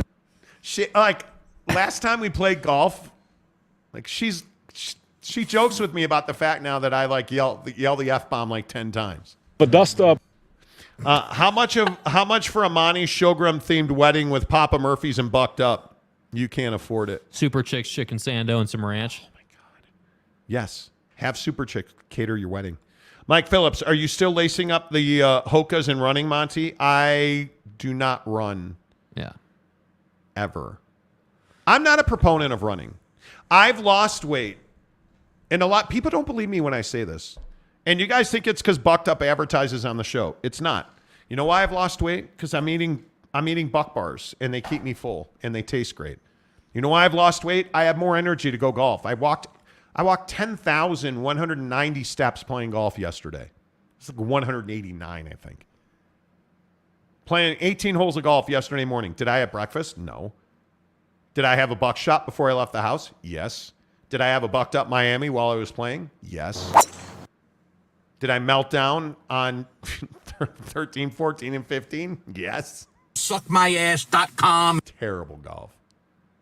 But I've lost weight because I have a really good supplement stack. So I'm sleeping better. I'm walking. Like, I just feel better. Yeah. I just feel better. Yeah. But I don't run ever. I think unless you're doing what my wife is doing, training for a triathlon, I just don't believe you need to run to be healthy. I don't. I think the injuries are way more. Big Dog O-Town. Morant possible suspended indefinitely situation. Could be, dude. Could be. Jeremy Callahan. Here's my lightsaber, sweetheart. Don't call me sweetheart. Stop breaking character. Look, princess. Yeah. Stop breaking character. Catch me outside. How about that? Rick Forrester. Walking makes you lose weight. No need to run. Truth. And not having a crazy appetite all the time helps too. Monty doesn't run. He waddles. Exactly. I waddle, man. You know. Dustin Osterman, the best is playing golf and drinking beers. Yeah, my guy's not about that drinking beers life while golfing. You are a competitor, bro. But I probably should be. You know what? But yesterday's an interesting example. You know what? One of my problems playing golf yesterday, my shorts were too damn big. Yeah. So you're you're trying to constantly straighten your shorts, and like it was just that day. Just that day. I hit a bucket of balls at Riverbend Golf Course, and I'm sore as hell, working different muscles for sure. Dude, Jet, do you play, dude? Like, do you golf? Yeah, you don't golf. Like, Stop I'm not asking if like you're good or anything, but like, could you go out on a course and play? Like, we don't. You? We don't. Like, I'm not good either, but. What was I going to say? Yeah. Oh, golf is absolutely a different set of muscles. Like I've now started. Like when I go to the gym or like, you know what Mrs. Monty has me doing a lot more of? Stretching. I lay on the floor more now than I ever have. But you know what? My back doesn't hurt. My obliques don't hurt. Yeah. Mr. Wonderkin over here pulled an oblique, was out for like a week. I haven't had that problem, knock on wood. You know. Haven't had that problem. Working out mistakes today hard, but tomorrow easy. Let's go. Exactly right. I love Riverbend. Favorite course. Haven't played it. Greg, we got to get out, bro. Tom, ever tried to golf barefoot? Once you try it, you'll never go back to shoes. Okay, no, dude, I'm not golfing barefoot. I'm going to play canyons tomorrow without my golf shoes. Hank is getting worked on, and my golf shoes are in the back of the Grand Cherokee. So I'm going to be playing without my golf shoes tomorrow. Can go and get Hank if you want to. Nah. You want to? Oh, is it done? I'm sure it is. I can ask. No, it's fine. I don't need it. I'm going to wear Air Max tomorrow. It'll be fine. I so am jealous of your golf shoe game, by the way. Why? Because you have really nice FootJoys. Yeah, FootJoys are slick. And I don't. It's all good. I like your Nikes. Oh, I have the Brooks Koepka it's a Master beautiful shoe. shoe. It is, and it's really comfortable. Yeah, that's a great shoe. It helps me play shitty golf. I mean, it's Yeah. I'm at 2 minutes on terrible golf, then I have to go. Golf is testing me. I did something golf related 13 straight days. Either range, chip putt, played. And everybody tells me, bro, take lessons. You get better. The only guy who's helped me is Darren Ingram McCanyon's golf. That's it. Literally. Have never taken a lesson from him. Said 5 minutes of, hey, you're not doing this, so do that, and that'll stop because of this. And he was right. Took a lesson last week from a guy that I thought gave me a really good lesson. It's freaking wrecked my golf swing. Because it's garbage. And now I got to go back and take another lesson from that dude. But God damn it, like it is so frustrating to me that you take a lesson and it doesn't translate to the course.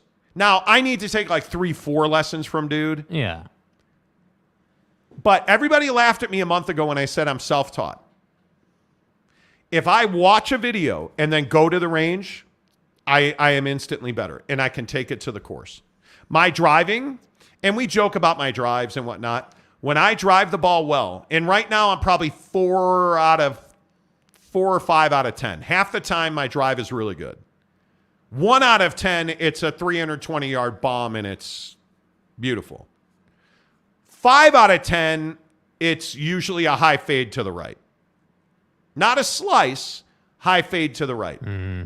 But I figured out, like, screwing around with my thumb, like my trailing hand thumb, so I'm playing around with some stuff. But I took a lesson from this guy, and he got me all mental about shallowing the shaft of my club. And it became too much. And Darren said to me, dude, you're fine. You are more than shallow enough. So I stopped working on that. You know what I've worked on now? Quieting my hips down a little bit. Was standing in my backyard swinging my golf trainer club this morning. Was working on not swaying my hips so much. And, I could, like the 3 things I work on is not pushing my hands forward with my driver. Like when I'm ready to swing, one of the things I'd been doing is pushing my hands forward. It kind of was like my trigger. Stop doing that, my drive improved. Rotating, obviously, but not pushing my front arm into my chest at full rotation.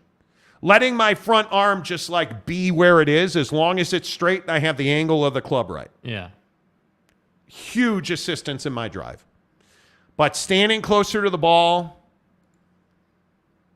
dude, this guy.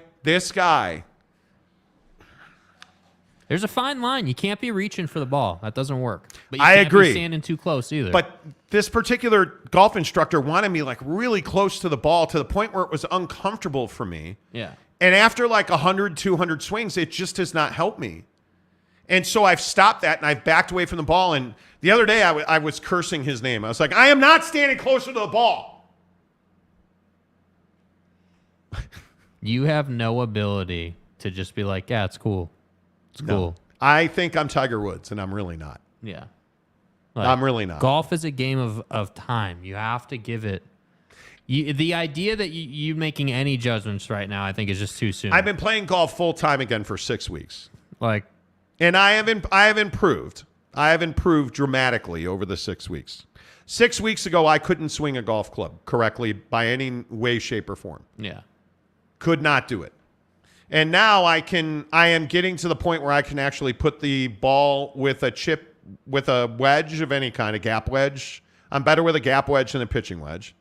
But I can hit a pitching wedge 100 yards now. Yeah. And I can put it on the left side or the right side of the green. I can't put it near the flag. Yeah. But I'm getting better at that. A gap wedge, I can usually, the first 9 holes, I can usually chip a gap wedge within 10 feet. And thankfully, I can putt a little bit. Yeah. But, dude, those irons are going to be the bane of my existence. Bane of my existence. Yeah. Greg Hawkins. I used to have a slice, and when I had a professional look at it slowed down, it turned out that my wrists were bending at impact instead. There he is right there. Mm-hmm. And you know the funny thing is, and you guys are going to think I'm crazy, I'm actually a pretty good golf teacher. Yeah. Like, I can teach you how to swing. You hit a ball, I can watch you swing a club, and I can tell you what you're doing wrong. Those who can't teach, because there are days where I just can't do it. Yep, there are. Can't do it. Absolutely. You know, I can't do it. But I'm getting there. We'll get there. Takes time. Tom Dean says, Monty, calm your hips. Jeremy Callahan says, quitter. There are some times where I'm like, why did I start golfing again? Why? Rick Forrester, I have Callaway golf clubs. I'm a PXG guy all day. Love my clubs. Big Dog O-Town, golf is technique and form. Yes, it is. Yes, it is. And watching, you know what? Mrs. Monty really did a great job last weekend at Golf in the Round of videotaping my session. I hit about 150 balls last weekend, and it made a big difference. I went out and played terrible after that. So, Jason W. says, did you miss my super chat? Did I? I'm sorry. Jason W. gives us $5. Selling point for the Big 12. We now have free Pop-Tarts, and our bowl partners won't sue us. Because they changed the Cheez-It Bowl to the Pop-Tart Bowl. Yeah, yeah. And they're not suing the Holiday Bowl. And Holiday Bowl is suing UCLA. Favorite flavor of Pop-Tarts, go. Strawberry. Double chocolate. God. Or double strawberry. Double strawberries. Strawberry's tough to beat, dude. Frosted. Ooh. Yeah. Yeah. Oof. I found these Bear chicken nuggets. They're called Bear, B-A-R-E, Bear chicken nuggets at Costco a couple of weeks ago. Yeah. Mrs. Monty did, by the way. Bomb. Absolutely bomb. They're so good. They're at Harmon's, too. Yeah. But they're really good. Yeah. They're really good. Big Daddy Magic says he gave memberships today. I'm a terrible host. I freely admit it. I'm a terrible host. Marlon Shaw, we already shouted him out. He gave us 10 memberships. Big Daddy Magic did give a membership away today. Big Daddy Magic, thank you. Cougar Tracks, who's been a member for 2 months, says the Monty Show, greatest program on earth. Thank you. Kyle A. gifted 5 memberships today. Yeah, holy cow, you turn around and all of a sudden we have 16 new members. Appreciate you guys. Thank you. Jaron Eccles gave us his first super chat. Thank you. Okay. Not membership. Same thing. All right, we have to go now. The Monty Show, as always, is presented by our friends at The Advocates, theadvocates.com. UtahAdvocates.com, where you never pay unless and until the advocates win your case. You can chat with an attorney for free right now online. TheAdvocates.com, UtahAdvocates.com. Jake has to go cheer on the Ute lady softball players. The last comment is Matt Ritson, who says blueberry Pop-Tarts. To which I say, the Monty Show, the truth in sports talk. Until tomorrow, say goodbye, Jake. Goodbye, Jake.